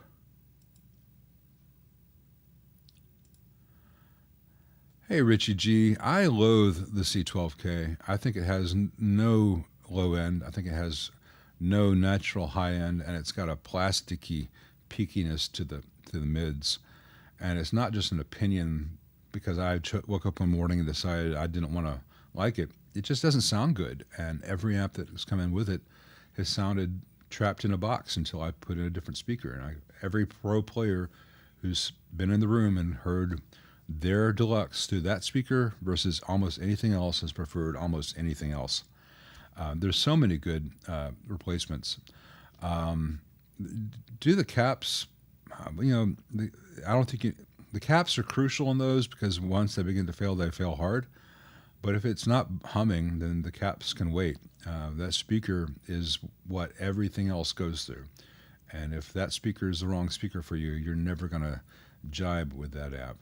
So, but there's a world of speakers out there, and it's there's an external, just unplug the internal speaker, plug an external cab into the main speaker out, go to a music store and ask if you can come on a Tuesday afternoon when no one's there, plug into a whole bunch of different cabs. They'll probably let you because you can use a 4 ohm cab, an 8 ohm cab, 16 ohm cab, all safely, and hear your amp through different speakers. You may say, "Oh wow, that vintage 30, that's the sound I've always wanted," or you may say that Lyle guy was nuts. My C12K killed everything else I tried. In which case, you'll have a smug sense of satisfaction, and we all enjoy that, don't we?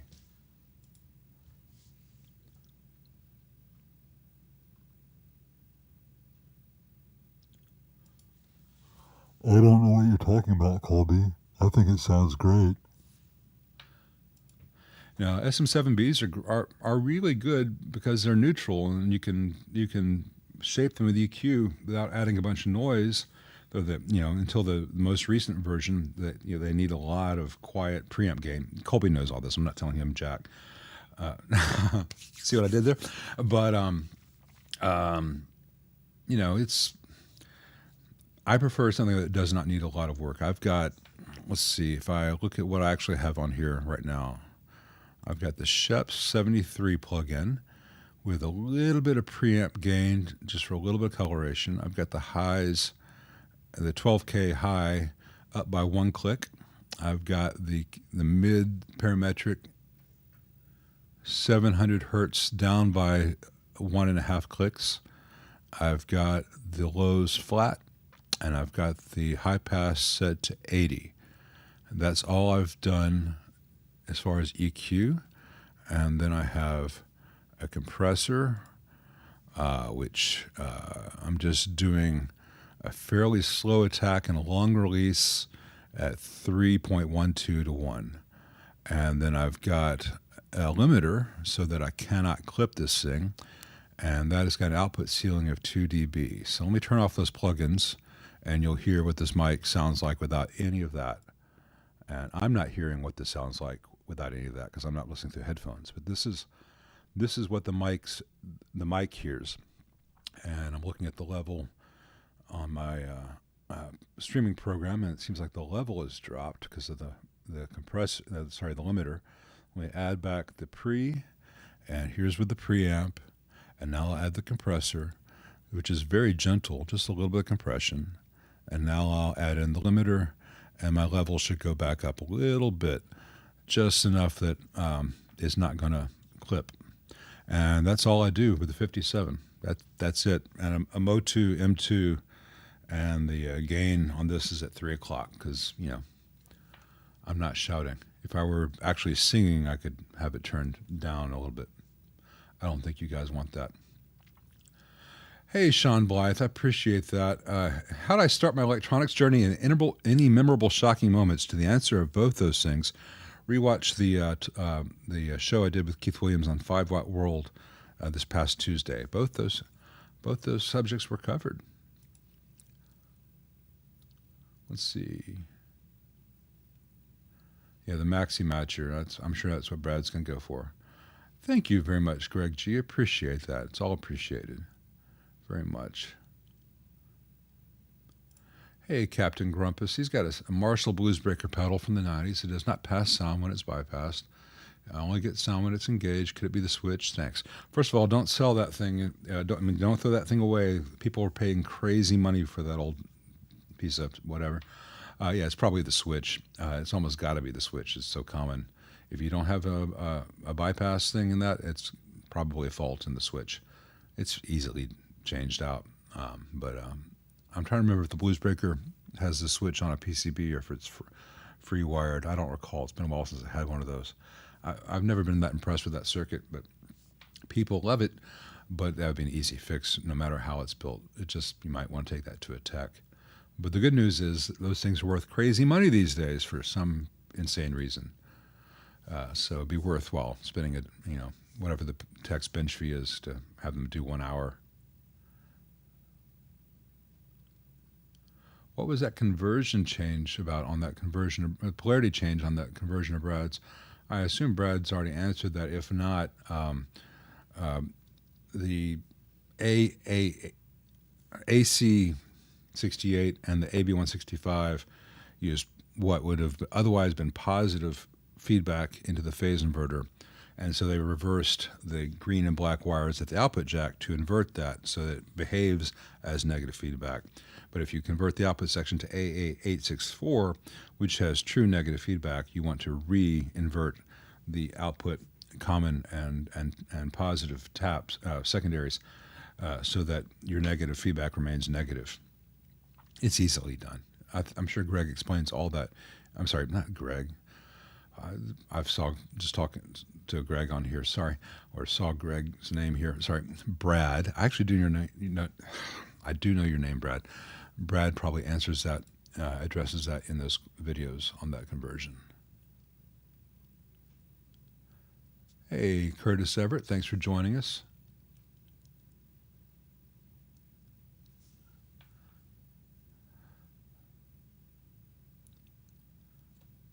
Yeah, Lou Woods says, now I want a hybrid Bassman. The hybrid Bassman is really, really good. Brad's Guitar Garage says, remember to add hit the insert add button at each intermission. I haven't added the add thing. I could set it up so I could manually start an ad. I just don't want to punish the people who haven't paid for premium by giving them more ads. They already have an ad at the beginning of the thing. They might get an ad at the end. If they're smart, they'll skip that one. That's one of the things when people criticize, why didn't you do this in your video, or why don't you use this camera shot, or whatever. I'm sorry, I can't hear you for the 8 ads I could have put in this hour-long video that I didn't. Go fuck off, man. No one's ever happy. So if I could say, all right, I didn't like that comment. He's going to get ads from now on, but Jim Cox is cool. He won't get the ads. If I could do that, I would weaponize the ads. Until then, I will spare you guys the ads unless you really piss me off. You've been warned. Metronome reviews. Yeah, there you go, man. See if we can get even fewer views with our parts ordering. Let's see. Yeah, let's not get into little Walters in here. They're so bad. Fulio 2007. Is it worth fixing a Blues Junior that was given to me? It depends on what's worth it. I wouldn't put too much money into it because no matter what you do, it will fail again. I've got what's possibly going to be the last Blues Junior I'll ever work on coming on the channel next week.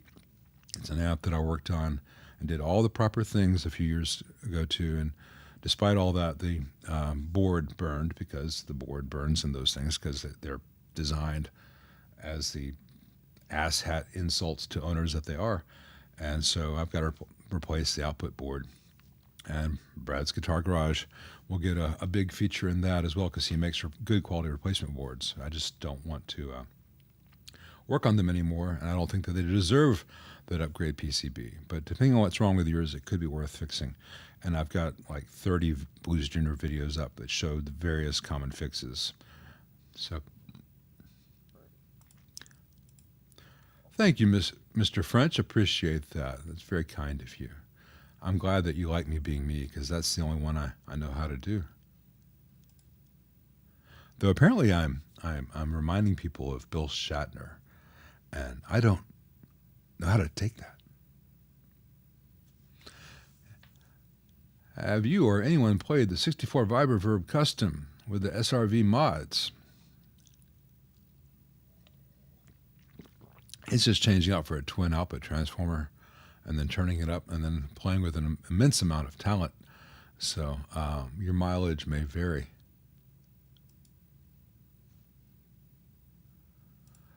Hey, Paulies, thank you very much. Yeah, you gotta be enough of a player to know what the great players are doing, and so you can take that aspect of it. I don't have to. If Brad Paisley was a client, I don't have to be able to play like Brad Paisley, but I've got to get the Telecaster and do that. All over the neck, at different dynamic levels, and see how the amp responds. Because there is a quality to the attack that an amp can do that you can adjust. There is a quality to the harmonic content and things like that you can adjust within the amp. So you've got to have you break it down to that is what he's doing. That is what the guy is doing, and he's doing it more than I can, and he's doing it faster than I can. But at a mechanical level, that's the thing. Same thing goes for if I had a speed metal player, doing septuplets with his right hand. I don't need to do that. I can slow it down and just focus on, first of all, getting the entire thing the way it ought to be, and then speeding it up as much as I can cleanly to make sure that the recovery time is there for the next one to still have the attack. I don't want to go too far down that path, but that's the thing. I'm translating between the players' wants, sometimes unknown wants, and what the amp circuit is capable of with tweaks. Hey, NYC. In the past, I've said that while I appreciate PRS guitars, they are not for me as a player. Can I elaborate as to why that is the case? I've never enjoyed playing one, and I've played rosewood neck McCartys that are worth more than my car. I've played, I had a buddy in a band I was in at the time. We had a 92 or 91 custom CE, the same, the bolt-on CE, the same thing Lifeson had at the time. And that skinny little neck, I never liked it. And so I've played the big fat ones, I've played the skinny ones.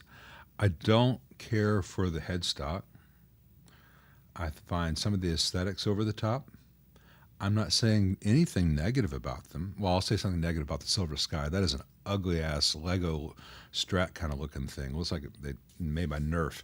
But other than that, I'm not going to say anything negative about them, but aesthetically, they don't do it for me. I'm considering potentially, maybe, adding a DGT SE to the lineup for the shop, maybe in the late fall, as I've got some other things to take care of first, just to have a PRS to show the PRS guys what it sounds like. And I've played one. It's a really nice guitar. And I will say this, I think that might be the best neck I've ever played on a PRS. I still don't love the aesthetics, but it's a good guitar, and the price is right. And David Grissom sold an awful lot of pedals for me, and I admire him very much. So I would have, if I were to get a PRS, it probably would be a DGT SE. Whether the pickups make it, I don't know. I know the electronics would go pretty quickly because I'm persnickety about such things. But I don't know. All the 10 top flamey flames, I've never cared for. And same thing for all the really over the top flamey Les Pauls. I like the ones that look like the actual ones from the 50s, not the Stanley Burst, not the big stripy stuff. But there's so many crazy maple tops out there that are way beyond anything that left Gibson and Kalamazoo era. I like the subtle stuff. I love a good plain top where you can just say, hey, it's got a really nice grain to it. And PRS doesn't do anything like that. In some of the mahogany stuff, but anyway. But if you have a PRS and you love your PRS, you are absolutely correct. You're absolutely right, and keep on playing and enjoy the hell out of it. Unless it's a Silver Sky, in which case, shame on you. Get a pretty guitar. There are Strats in the world for a reason.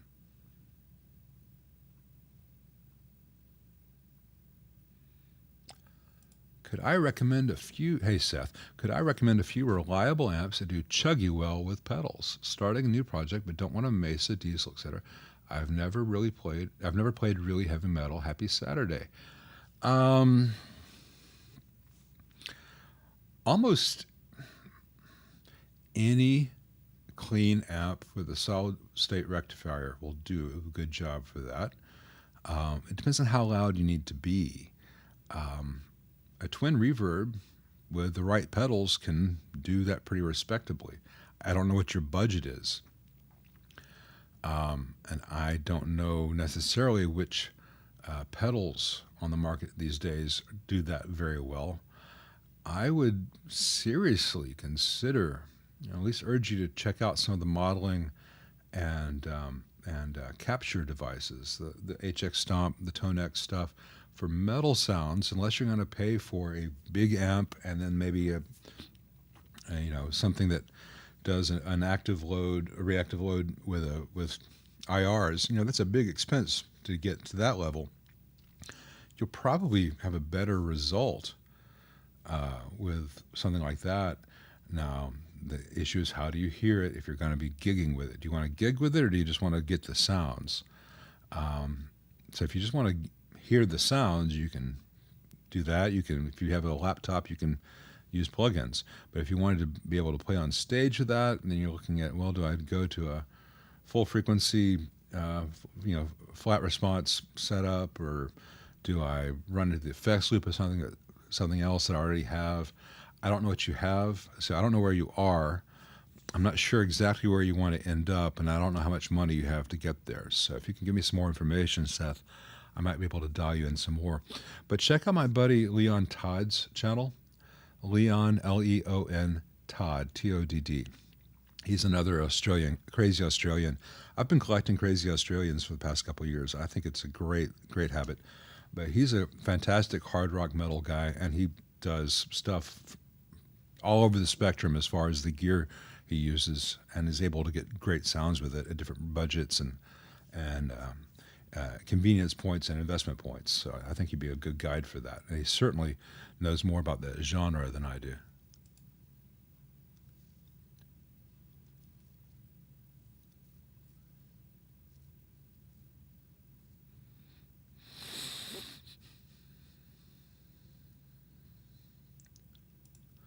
Thanks, Dips.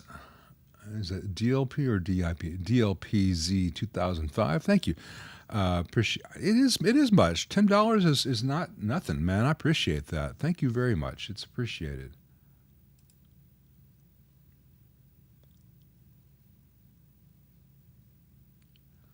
Let's see.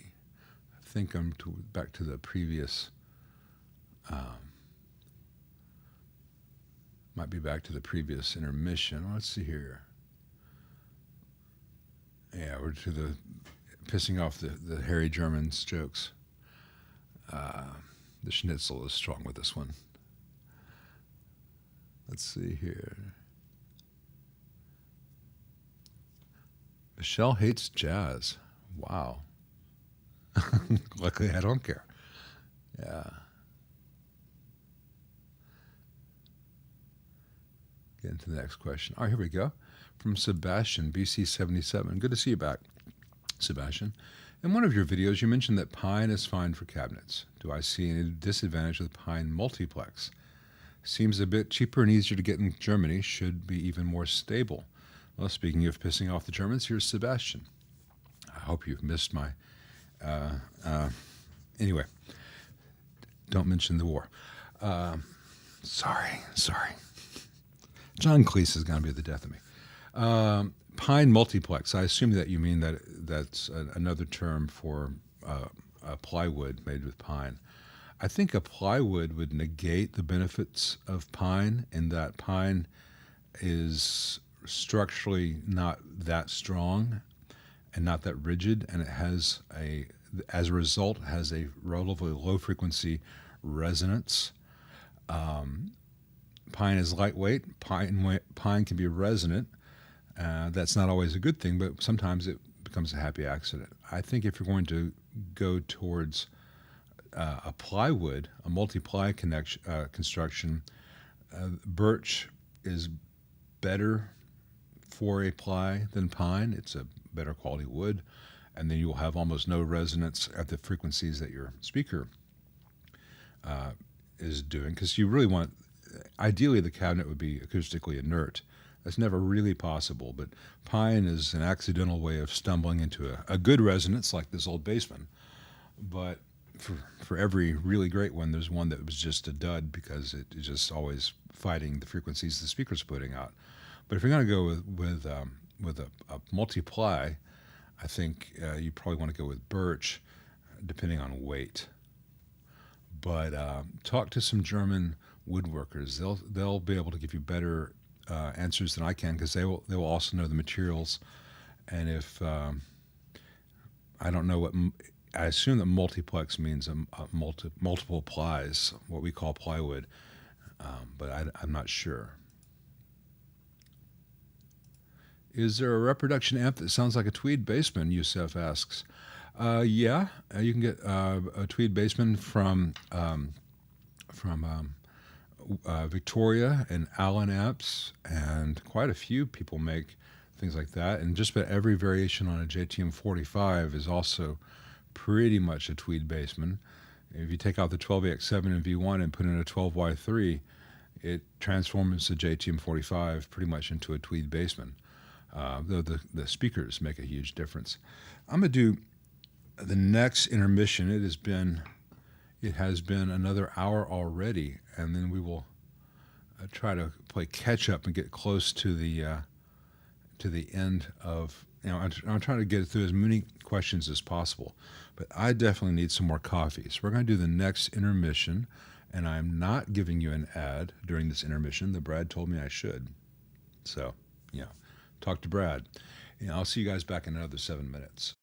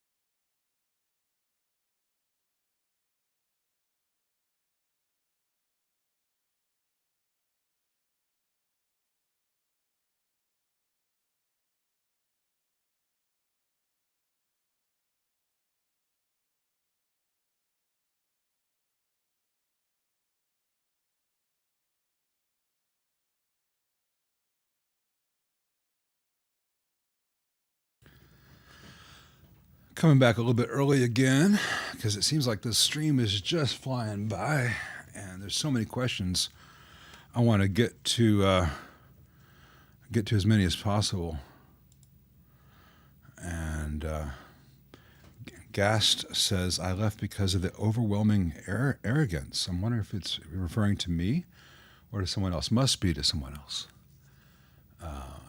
I hear the arrogant claims sometimes, and I don't worry about it. I think it's because I use a full vocabulary, and diction comes across as arrogant. I'm sorry, I'm just better than other people. Let's see, where were we? What albums am I listening to lately? I'm boring and traditional. Oh, okay, good. He's talking about Architects. Yeah, fuck Architects. Sorry about that. Sorry. These black shirts show every speck of dust. Oh, that's on my monitor. Okay. No amount of this will get that off my monitor. I'll have to clean the monitor in a little bit. I was actually thinking about this. I want to go really fast on this because I want to get to the questions. But I see all these reaction videos out there of people reacting to music for the first time, reacting to movies for the first time, and they're reacting to songs that everyone knows and movies that have been huge parts of the pop culture zeitgeist for 30 years. And I'm like, are these people living under a rock? What the hell? I don't need to react to Star Wars. I don't need to react to Metallica. I mean, my God. But there's a lot of music that in the last 5 years that has come out that I have no familiarity with. So I was thinking about doing a video where I pretty much, that's the subject. Hey, tell me, what music should I be listening to? And then I'll choose like 5 or 10 of them and do a reaction video. Music I've legitimately never heard that's come out in the last 5 years. And it could be indie stuff, any genre, I don't care. But it's so hard to find good new music these days. And to me, Radiohead and Wilco are modern cutting edge. So I'm the wrong guy to ask about that. And it's not about being a YouTube personality, but I happen to have this audience of people from all over the world with different backgrounds. So I think it'd be a way, if you guys turn me onto some music, it'll be turning everyone else onto some new music. And it might be a fun video, but not, oh my God, I've never seen Lord of the Rings before. But the most recent albums I've been listening to, I've been back on Revolver a lot, which I haven't listened to a lot in a few years because I go through periods of intense beatitude. And I've been listening an awful lot to Inner Visions by Stevie Wonder because every 6 months I have a different favorite Stevie Wonder album. Let's see. Champs and Princetons do use the same output transformers and typically power transformers. You have a VHT Special 6 and pondering the possibility of adding a second and converting. No, don't. Hello, I'm sorry to tell you this. The VHT Special 6 isn't worth modifying or upgrading. If it's not the amp for you, sell it, get something else. There are just so many amps already existing that you can just buy something that'll make you happy as it is and never have some half-ass thing that with compromises along the way. Are new old stock tubes worth the extra price? I have a collection of new old stock tubes. You wonder if I should sell them and buy modern. If you have a selection of new old stock tubes, you should have them tested and then sell the ones which test as good and make a whole bunch of money while there's still a lot of boomers with extra cash who are willing to pay extra for new old stock. New old stock is overhyped. There's a foundation of truth there. Some good old new old stock tubes are really great and will last longer. And when the prices are right, like an old 5Y3 GT or Joint Army Navy 70s Phillips 12AT7, and those are like $35-40. I buy them for owners because I know that that's going to outlast and be a better 5Y3 than most of the current production stuff. And if you can get an old Philips from the 70s that's tested and works great, 12AT7. It's better than any 12AT7 made today. But when it comes to 12AX7s for $200, that's insane. There's a lot of flim flam out there. What current production 34s and 84s am I currently using? I've had good luck, touch wood, with the TADs on both of those, and I have had no bad luck with the JJ EEL 84s, and I've not had any real issues, consistent issues with the JJ EEL 34s either. Before COVID messed up the supply and Putin messed up everything, I was having a lot of good luck with the Mullard reissue EEL 34s and the Tube Store Preferred series. But, all this is subject to change. Hey, Ed, yeah, oh man, this is something it kills me to talk about it briefly. I've seen Mudboy and the Neutrons, and they were so much fun. And Sid Selvage was Steve's dad, and Jim Dickinson was his partner in crime musically, and another member of the Neutrons. And you guys might know Jim Dickinson because his sons, Luther and Cody. Sorry, Cody. I haven't hung out with you in like 10 years. Are the Mississippi All-Stars, and most of you guys will know who Luther Dickinson is. And Luther and Steve pretty much grew up together because their dads were like that musically. And Jim Dickinson was a wizard, kind of right wherever the junction of Dr. John and Muddy Waters was. That's where Jim Dickinson was, and he was also played piano on the Sticky Fingers album and little things like that, as well as producing the replacements. And so I got to meet Jim quite a few times. He was a real hoot and a great character and a really interesting man. And I know Luther a little bit. I wouldn't say we're friends, but we're friendly. We know each other. Steve and I are pretty good friends, and we've known each other a long time. His dad, Sid, was a great blues player. He was also a professor. He was a brilliant folk musician and was really interested in folk music and folk history and folk culture.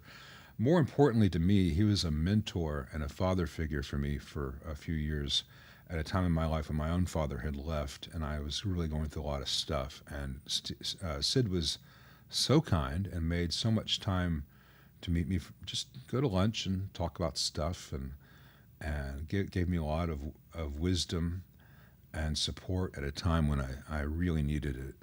I was like 19, 20, 21, still a kid.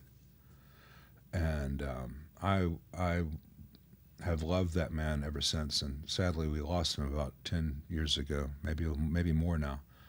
And I see so much of him in Steve and in Steve's kids. And I don't want to go any farther down this path. But, and Steve is a sweet guy, and he brings us holiday cookies every Christmas. And, life is good when you have good friends, and interesting people make good friends, don't you think? I hope you all have interesting friends.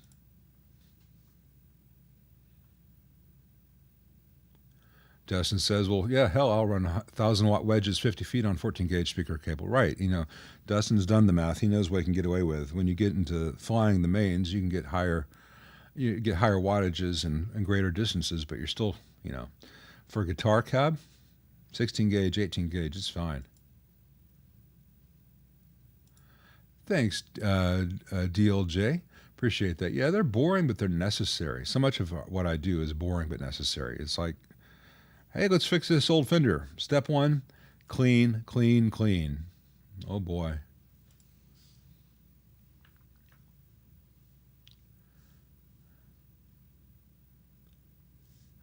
Let's see. Hey, Nick Sarah, is it necessary to take blue molded caps out of circuit to get an accurate measurement for leakage? Only in one place, only in the phase inverter output. Two places, sir. The phase inverter output and the phase inverter input, because there's voltage on both sides of the phase inverter input. So To test the phase inverter input, I will lift from the side where the mix resistors join, lift that up in the air and see if I have any, and then put a 1 meg to ground there to see if any voltage is leaking from the input of the phase inverter, which is like a 50 volts through that. That's very unlikely, 50 volts on a 400 volt cap. But the main place you're going to have leakage, and it's primarily in an AB165 Bassman where they use 400 volt rated 22 microfarad caps, or 20 microfarad. Nanofarad, sorry. It's all Greek to me. Anyway, that's the one place because there's a bias voltage there. So there's going to be a negative voltage there. The first test is, before you take anything out, is you just measure the negative voltage at either cap on the grid leak side. And if you have the same negative voltage on both sides, you probably don't have leakage there. If one of them is more negative than the other, the one which is less negative probably needs to be tested. In which case, I'll lift those two caps up at the grid leak side and connect a 1 meg resistor to ground from that cap and the measure there. And if I have anything other than 0, I can measure 10 millivolts in the air, but as long as I don't have any real voltage there, I know the cap's good. The rest of the circuit, on the board, most of it's going to be on the tone stacks or the coupling caps out of the stage. There's already a path to ground and there's no negative voltage. So whatever voltage you measure there is accurate. So it's really just the phase inverter outputs. Hope that makes sense. Who would I recommend to recone 4 CTS Alnico 1969 speakers? Dave Halford of HalfordLoudspeakers.com. HALFORD. He does phenomenal work. He is very reasonably priced and has a relatively quick turnaround time. Hey, Harry, I appreciate that. Thank you so much. Could I expand on my comments with Keith about Fender amps and the mods they can make, which would massively improve their amps from the UK? Well, Harry, due to the fact that I've got so many questions to get through in this last hour, I'm going to refer you to a lot of the videos that are already on my channel, which get into that specifically.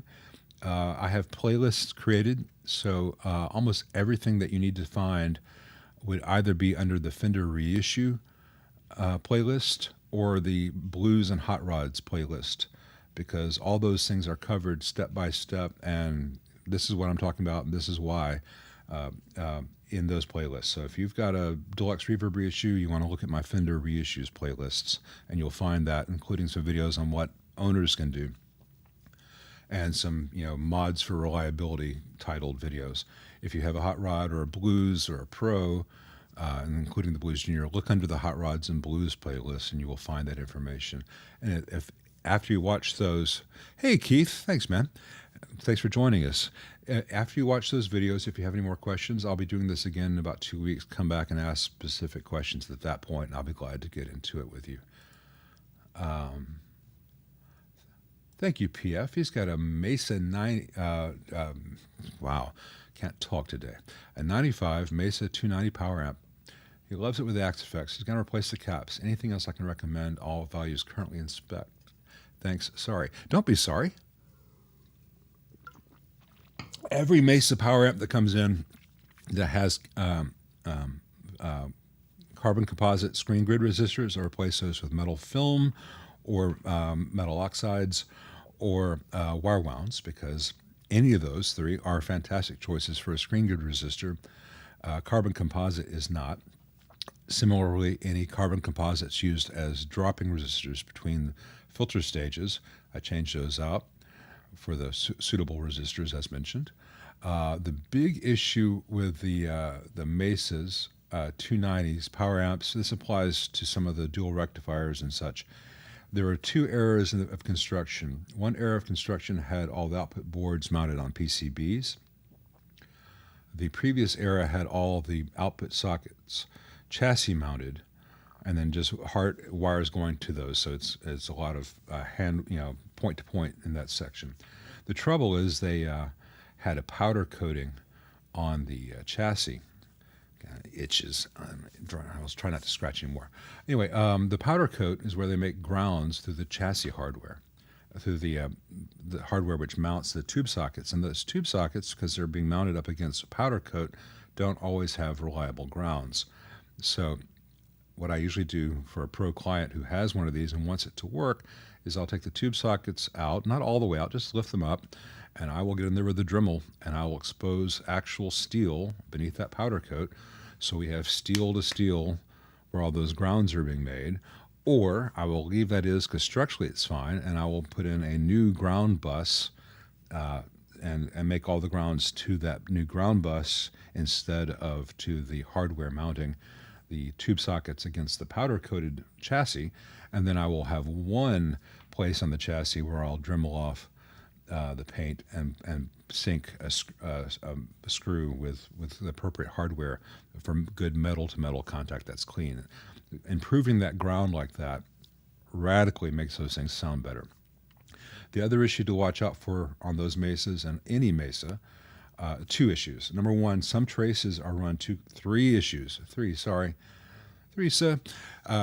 of the traces are run too close together, and the conformal coating on those old PCBs gets really sticky and yucky. And you really want to clean that as thoroughly as possible because any contaminants on that PCB can make the traces arc from one to the next. I don't know what it is about Mesa boards, but they seriously get sticky, conductive yuck all over them. So get in there with a soft bristle toothbrush and some isopropyl alcohol, clean all that out. Second of all, the diodes in those things are almost always self-roasting, and they will have bad, gray, grainy-looking solder joints. And they usually are also connected, overlapping with a white plastic standoff that melts in the process. As a rule of thumb, I either replace the diodes in those mesas with new ones mounted about a ½ inch off the board, maybe a ¼ inch off the board, and I get all the old solder off and give it fresh solder. So when the diode runs hot in the future, that extra lead length and that extra air gap will keep it from messing up the solder connections. On some mesas, I find it better to, if it's a bridge, I will put a 6-amp bridge chassis mounted and run wires to it instead of having the diodes, the rectification on the board. And the last issue is any place in the amp where they have 400 volt rated orange drops, which is a lot of places in the amp. Make sure the voltage across there does not exceed 400 volts. It's extremely common, especially on the phase inverter output. And the trouble is they have it all crammed together. And so the 400 volt cap fits, but the 600 or 630 volt orange drop will not physically fit. On the video that I put up this morning, I showed some Panasonic ECQ caps you can get from Mauser that are the same. You can get 100 nanofarad or 47 nanofarad, 630 volt Panasonic. It's like a third the size of the orange drop, but the same quality and the same sound properties. You put that in that Mesa, and it physically has tons of space, and all of a sudden you've got 230 more volts of headroom, and you're less likely to have a leaking bias, which will eat your output section. Anything beyond that, that's all I can say really here. That, and make sure all your hardware is tight and all your pots are clean, and especially your hardware, your jacks are clean and tight.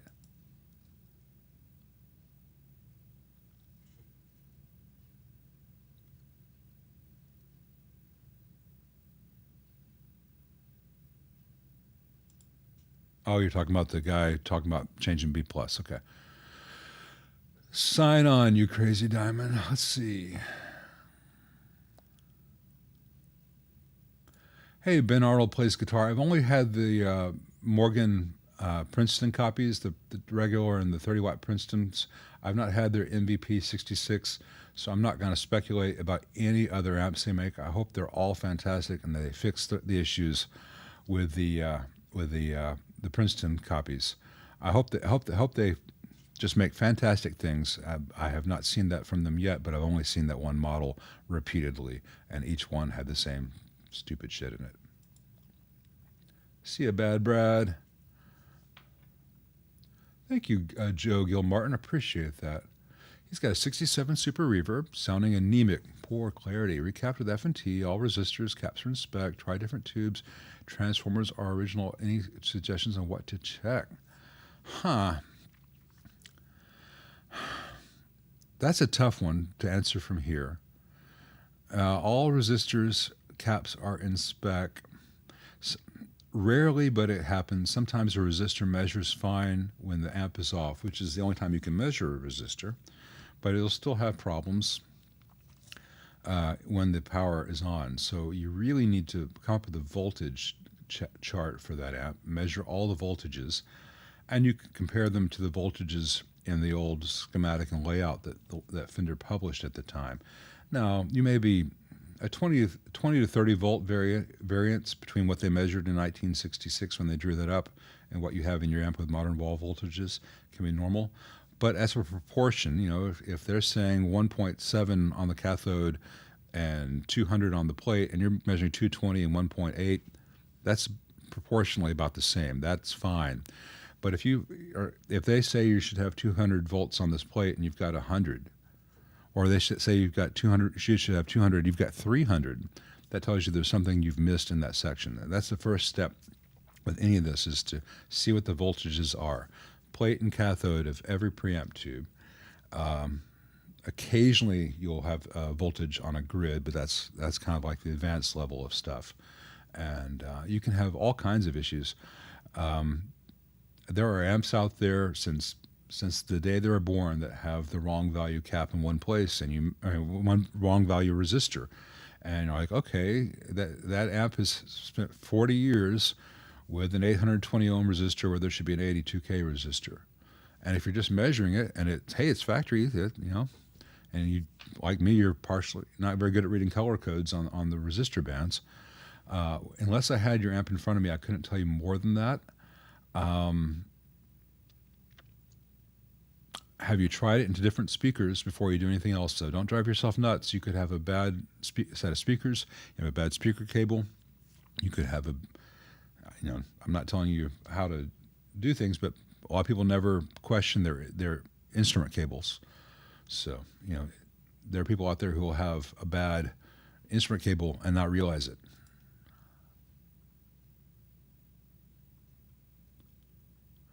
Time for some merch, Tom says. Well, I was talking to Keith about that the other day. I'm going to try. Apparently, I can set up a shop with Spring and have them send me samples before the shop goes live. I want to make sure the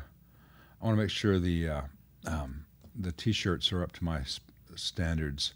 I wish the mugs were bigger. I need to look into that. No hat, please. Other ways, a little powder. It's not shine. I don't need to powder my face. I mean, I do go in and I blot my forehead before I do this, so I don't have shiny spots. But it's just this white hair. If I bring the light up or the exposure up any more so my skin is brighter, then this just flashes pure white and it blows out. And if I were filming this for one of my videos, I'd be shooting this in S-Log, and it wouldn't blow out white. It'd be fine. It would retain all this information. But I don't want to deal with S-Log and conversion LUTs and stuff just to stream it in this situation. Sorry, I don't mean to go off too many directions. How about a Mohawk? I've actually thought about that, except Friedman's beat me to it. He's got that really cool faux hawk, and he has the best product.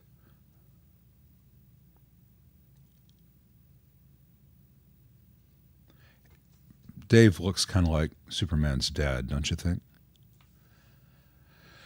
Hey, Natas. Will a Super Reverb with 2 original CTS speakers and 2 Eminence Raging Cajun have any issues? No, they'll be fine. He's recoding the CTS. Yeah, I prefer the sound of the CTS Alnicos. I think they're the best speaker ever made for a Super Reverb. They have a 1.5-inch voice coil, which is really rare to find in any 10-inch speaker, let alone a 10-inch Alnico. But in the meantime, it's fine to have 2 CTS Alnicos and 2 Eminence ceramics. They're just kind of give you a different sound. Won't hurt a thing. Thank you, Vinicius. Appreciate that. Obrigado. Out the Waz says AC30 custom head question. It was left on in the rain. No B plus after the output transformer. Or has I think you mean power transfer. Has blown 1K 10 watt, jumping it with a temp B plus works, but dim bulb shows a short. Any ideas to look for? Thanks. Wow. That really is kind of the worst case. If you were to bring that amp to me, the first thing I would do would be to take it outside.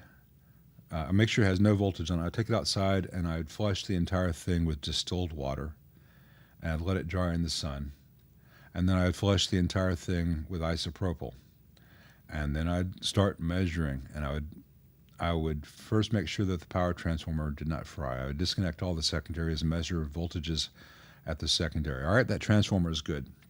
All right, then I would say, let me measure everything in the heater supply. Well, that's only a fuse and then the tubes. The tubes would be out at this point. Connect the heaters. Do I have 6.3 volts? All right, good.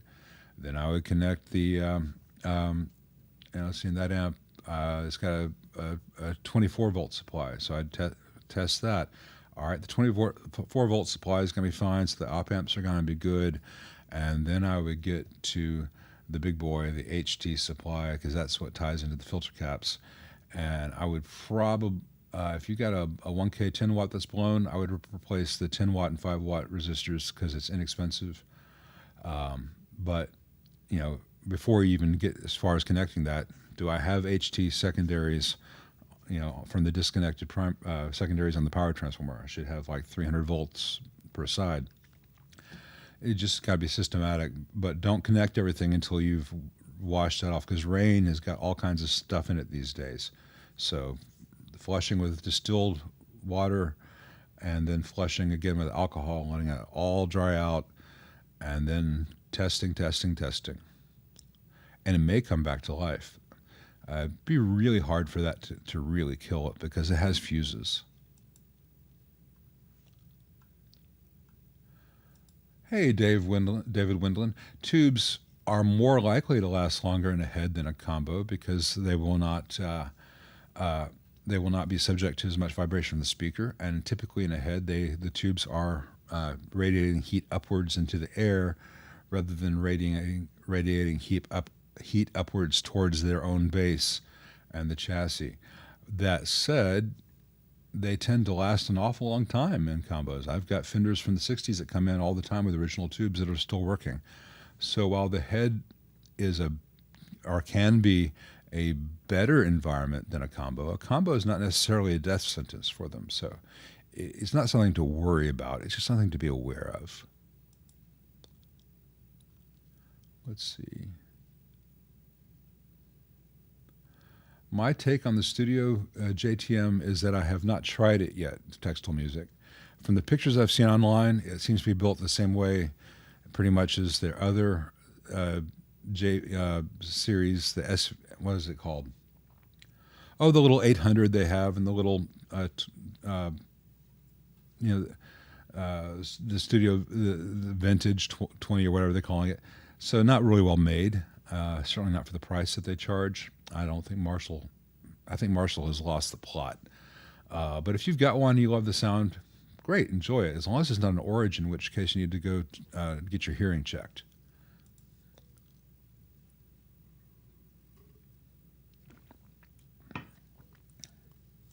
Hey, Christopher Case.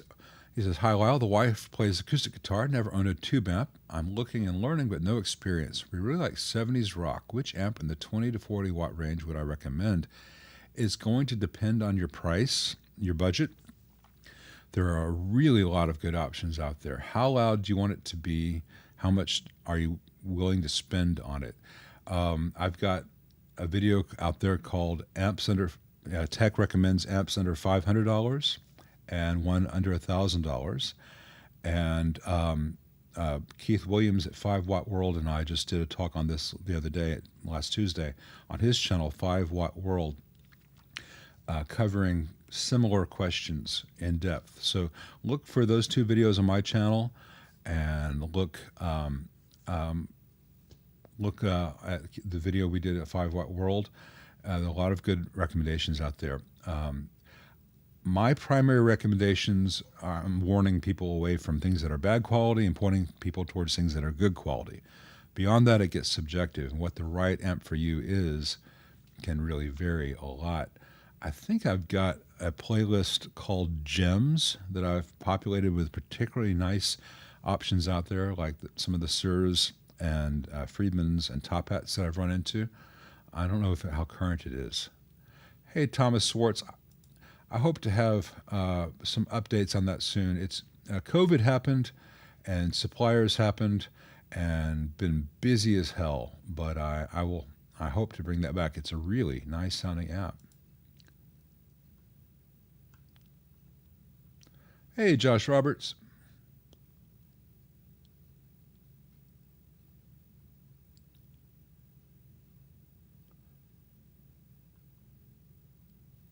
Let's see. Kurt Ondloon says, hey, will the WG10C do justice? I guess you mean the WGS G10C. Do justice in a blackface modded silverface Vibrolux. Don't like the 78 Jensen's. Kurt in Stockholm. Yeah, I can't talk today. The WGS G10Cs, if that's what you're referring to, are a phenomenal sounding speaker, and they are fantastic in a Vibrolux reverb. And if I had a Vibrolux reverb where I needed speakers, those are the speakers that I would choose, because they cover pretty much every style that you would use a Vibrolux for.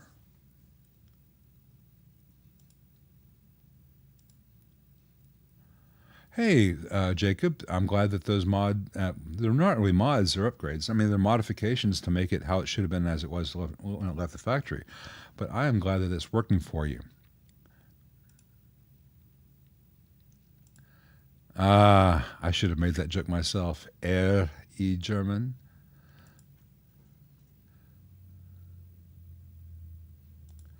What are my thoughts on the performance of sliders or faders used as volume tone pots in guitars? Reliability, sound quality, interference?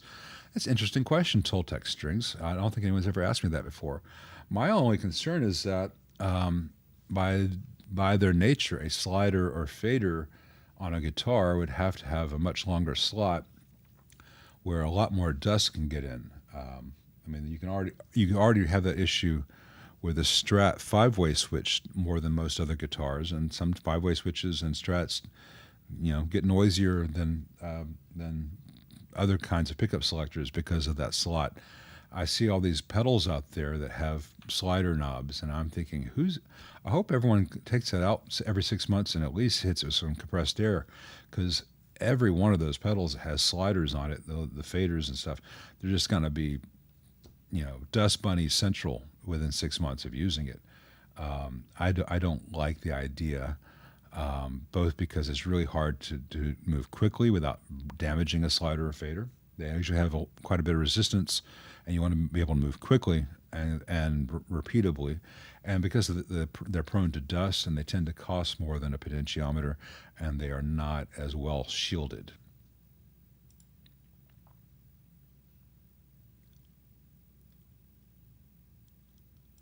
Hey, Winter Turtle, he got a lovely 74 Deluxe Reverb, grounded and a cap job. Dead quiet and sounds awesome. Any commentary on the build or circuit that I should look out for? Thanks for the content. No, those are really nice amps, and the only thing to watch out for on a 74 is they have a lot of wax on the board, which can become conductive, as I've shown in a lot of videos. The fixes are also in the videos. And in 74, there was a lot of excess wire used, the white wire, what we call the spaghetti wiring at that period. And as a result, the amps tended to be a little bit prone to microphonics, a little bit prone to oscillation. So they added some additional caps, typically from the grid on the output tube to ground, and a 22 nanofarad cap on the reverb return to ground. And once you shorten all the wiring of that amp, a lot of times those caps can come out because the amp at that point will be stable and will not oscillate. But if you like the way it is now, enjoy it. They're really good amps. The 74 is not as good as a 64. It just isn't. But even though the transformers are the same and the circuit's mostly the same, the build quality has gone down at that point. But to build a 74 Vibrolux Reverb today would be a $3,000 amp. So, your 74 Vibrolux is not that far away in quality from a 2-Rock today.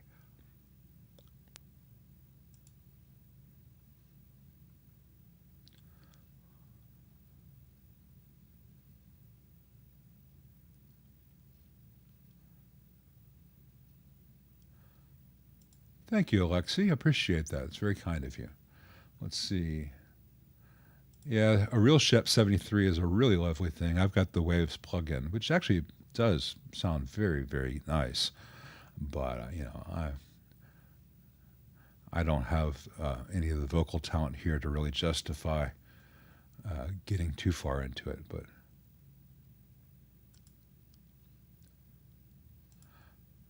man, I think you send me this just so you get to hear me read out every couple weeks. Pair character doing a shaka sign with his hand saying, cool.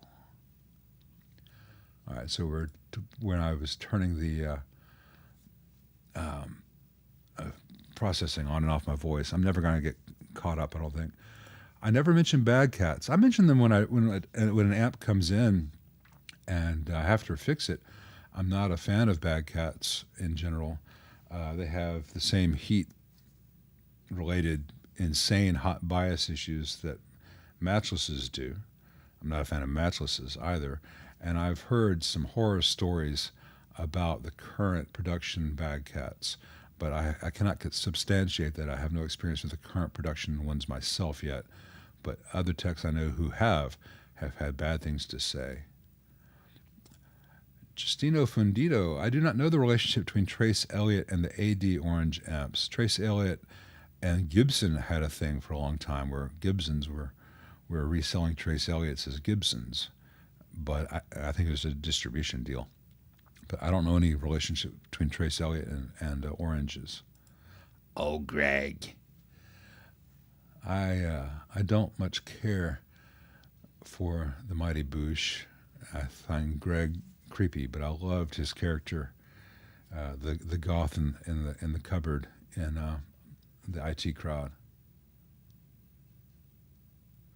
What does W stand for in a Fender HRD amp? I know C is for caps and R is resistor. I'm not quite sure what you mean by W. Might be a wire connection if you're talking about what it says on the board. They have some wires that just are jumper wires on one side of the board because they have traces on the other. So W1, W2, if that's what you mean, that means it's just a wire going from one point to another.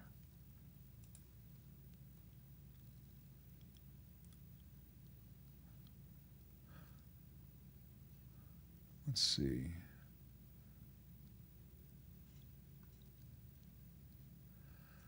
Now Mark Spurgeon sees the Shatner. Oh, damn. Stoner says, if I skipped anyone, I didn't mean to. I've been trying to catch up on the scroll, and I think it might have jumped crazy times. How did Fender come up with their schematic names, AA764, AB165, etc.? The AA764, the AB763, AA was the first version of the schematic. AB was the second version of the schematic.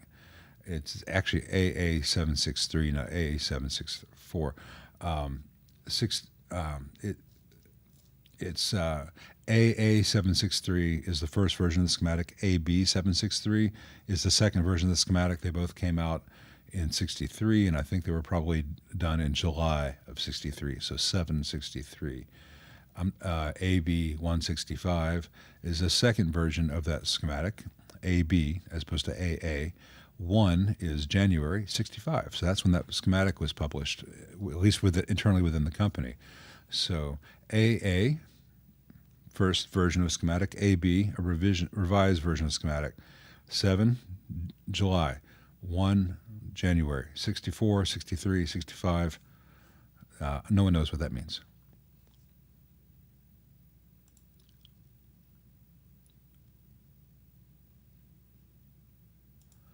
Jacob says, I hope to see the new Victory MK Overdrive on the channel. Seems like a very well-built amp. If a client brings one in, I will. If the stars align, maybe I'll get one in just for review, but typically the amps that appear on the channel are amps that are here for service.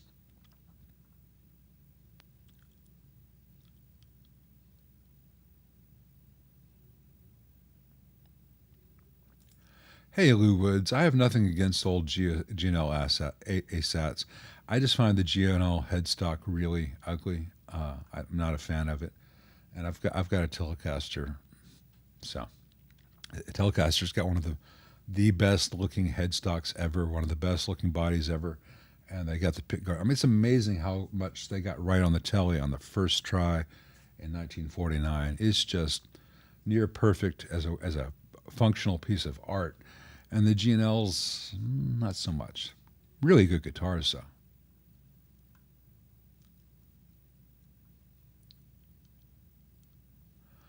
Justino, no, I don't have time to mentor anyone or train anyone. I'm sorry. Is it worth fixing the Hot Rod Deluxe for the second time in the past 6 years? Yeah, fix it, make it working, and then sell it and get something good.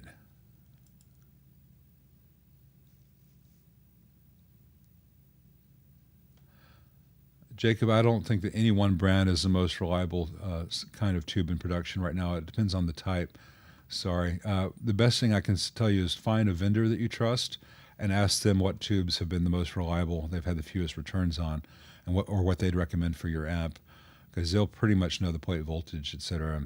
And they don't want to sell you something that's going to get returned. They want you to be happy. From a tube store, a tube vendor, not Guitar Center, not eBay, not even Sweetwater. Go to thetubestore.com, tubedepot.com, Magic Tube, someplace that's what they do, where they have a reputation, and the person who answers the phone will actually know what they're talking about.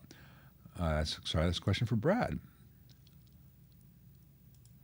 I have to disagree with you. I would actively avoid the 5150. They are noisy, unreliable, and the heater wires are 22 gauge for 4 6L6s, and that's done over quick connects. And what happens? They burn. The 5150 is a really budget copy of a Soldano. I'd rather have a Soldano. I'd rather have a lot of things more than a 5150. I'd rather have a modeled version of 5150, because the modeled version of 5150 will sound the same with a lower noise floor and won't catch on fire and cost $400 to have repaired. I know that sounds like a dramatic thing to say, but it's true. Hey, Wes.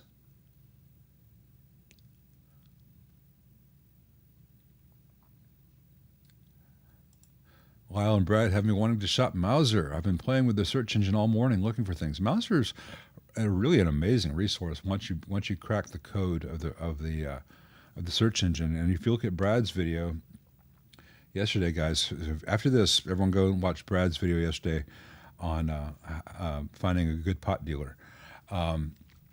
There are tricks you have to keep in mind, and Brad shows some stuff where sometimes the search criteria is not your friend. And pretty much everything that applied to the Mauser search also applies to DigiKey. I didn't get into it in either of my videos because DigiKey has a complication that they'll say that they sell something, but it's really what they call market, which means that they're buying it from someone else. When they get an order in for it, they order it from someone else and have it shipped to you, and you pay an upcharge for that. So not everything that DigiKey lists as something they sell is something that they really have in the warehouse and sell. But anyway, I didn't want to complicate the thing too much. But DigiKey is fantastic for the things that they do actually physically have in the warehouse and carry. And the website and search engine works much the same. Hey, the Vagabond. He watched my discussion with Keith and his Brown Amps video. He owns a 63 Vibro Reverb reissue. He loves it, but always wondered why it had a solid-state rectification. Could I share my thoughts on the reissue? Sure. The 63 Vibro Reverb reissue, why did it have solid-state rectification? I believe the original had solid-state rectification. Let me double-check my thought process on that. Let's see. New window. Sorry, I'm... There we go. Sorry. Every couple of weeks it moves around. Let's see. Come on, computer. There it goes. I believe the original Vibro Reverb from 63 had solid-state rectification, because it was one of the things that they were playing around with that they implemented hardcore right after that. Let's see, that's under early. Vibro Reverb 6G16. And no, I used the GZ34, huh? Maybe Fender just did it on the reissue to save some money. I don't know. I'm not a big fan of the 63 Vibro Reverb reissue. I'm glad you love it. There's nothing wrong with it if you do love it, but the construction that they used on that and the 63 custom Vibrolux, which is the same amp basically with different cosmetics, it's a transition from what became the 65 reissue series, which has a certain consistency in its build quality and build construction method, and the previous Zinke era stuff. And so the 63 Vibro Reverb and the custom Vibrolux both share some stuff from the Zinke era of construction that I'm not a big fan of. When it works, it's fine, but when it fails, it's predictable and easily avoidable. And I don't care for Zinke amps at all. Sorry, but if you're enjoying it, ain't a damn thing wrong with that. Hey, Jeff Roque, or Roque, thank you very much. And the show with Keith was fun. As I get older, I'm moving towards simple gear. There's nothing wrong with that. Well, there's nothing wrong with the simple gear. The older thing I wish we had a vote on. I have the Ombre and just got a Cornell Plexi 1820. Have I tried Cornell? I have not. I've heard good things about it as a company, but I have not been inside one. I hope that they're fantastic. But there are not a lot of them in the States. If I get one in, you'll be one of the first to know, because I'll put it right up on the channel, because I want to know what's inside there. Is there a single best approach to provide bedroom level volume reduction, attenuation, power scaling, master volume, etc.?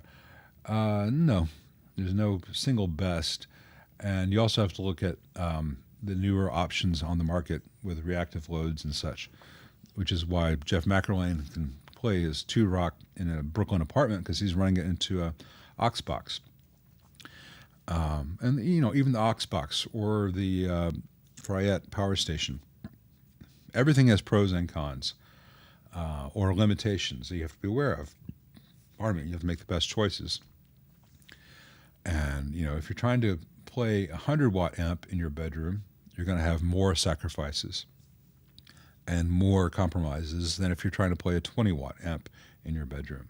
So start off with the amp that's closer to where you want to end up for your day-to-day use. So,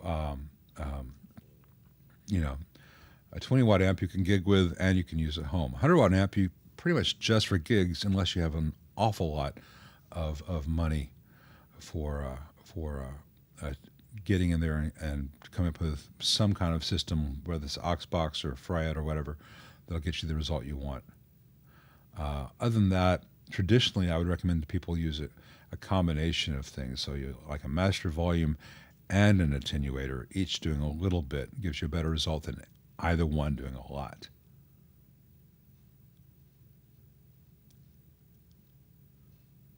I don't know if I'm ever going to get caught up. We're coming up to the end of the hour. I'm going to try to speed through anything else, get any questions that I can. I was watching Mary Spender last night. Brad says, I had no idea she was such an amazing musician. Why else were you watching Mary Spender? That's the whole thing, is that she's a musician.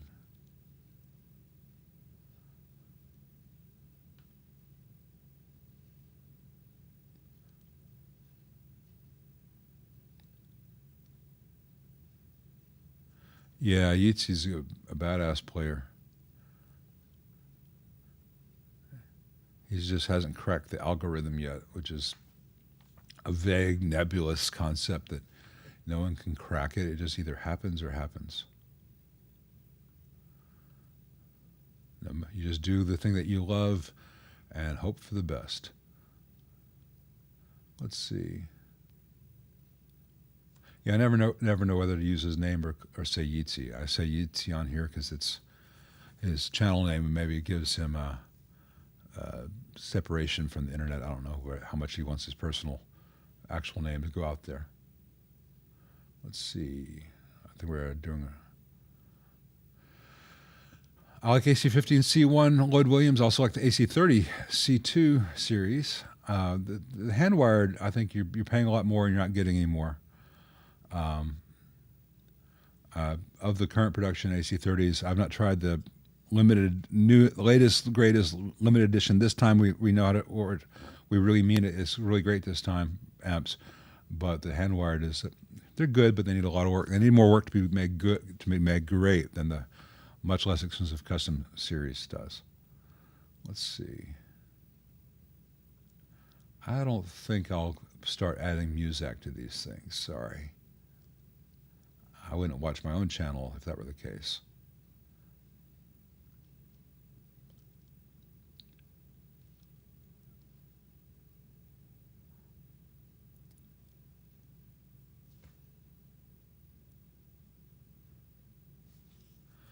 Let's see. Now I'm to the second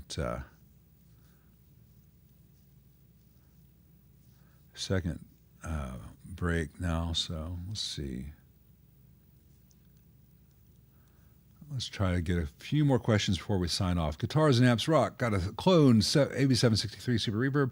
Was working okay. Developed sporadic water rushing sounds for vibrato channel. Already changed the mixing resistor. Where else should I investigate? Respectfully, James. Start with your tubes.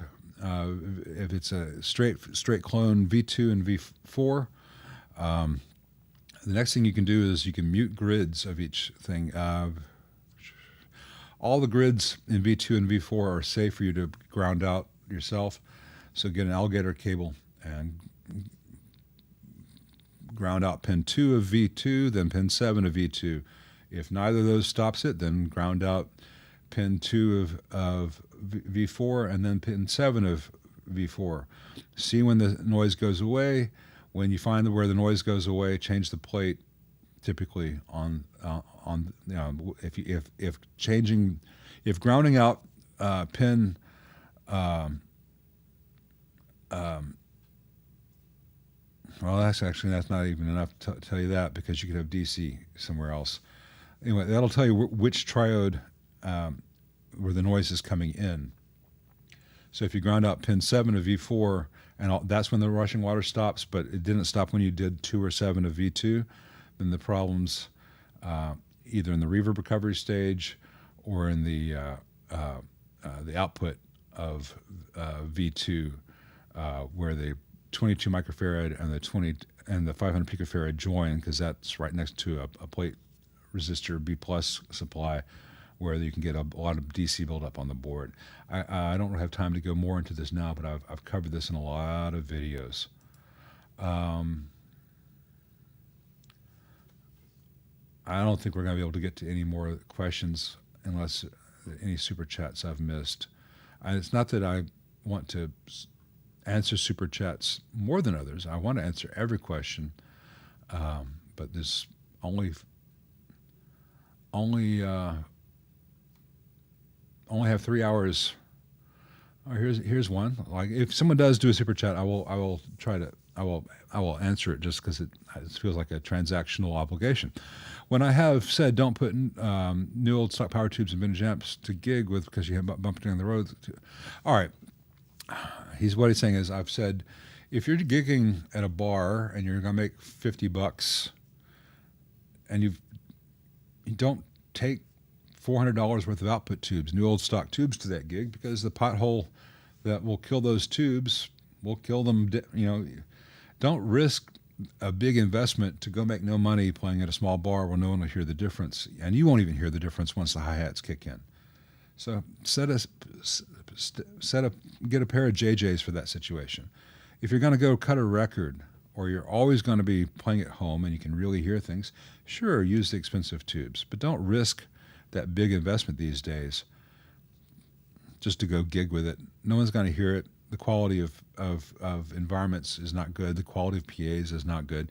You're not going to hear that big difference. Hey, Tones and C-Bone. Sorry, I have to answer this because this was a question that you had asked before and it didn't pop out on the chat because you'd actually asked it hours before the chat started. Would I bother swapping out the master volume on an AC30 CC2 for a Lamar type? Is it possible? It is possible.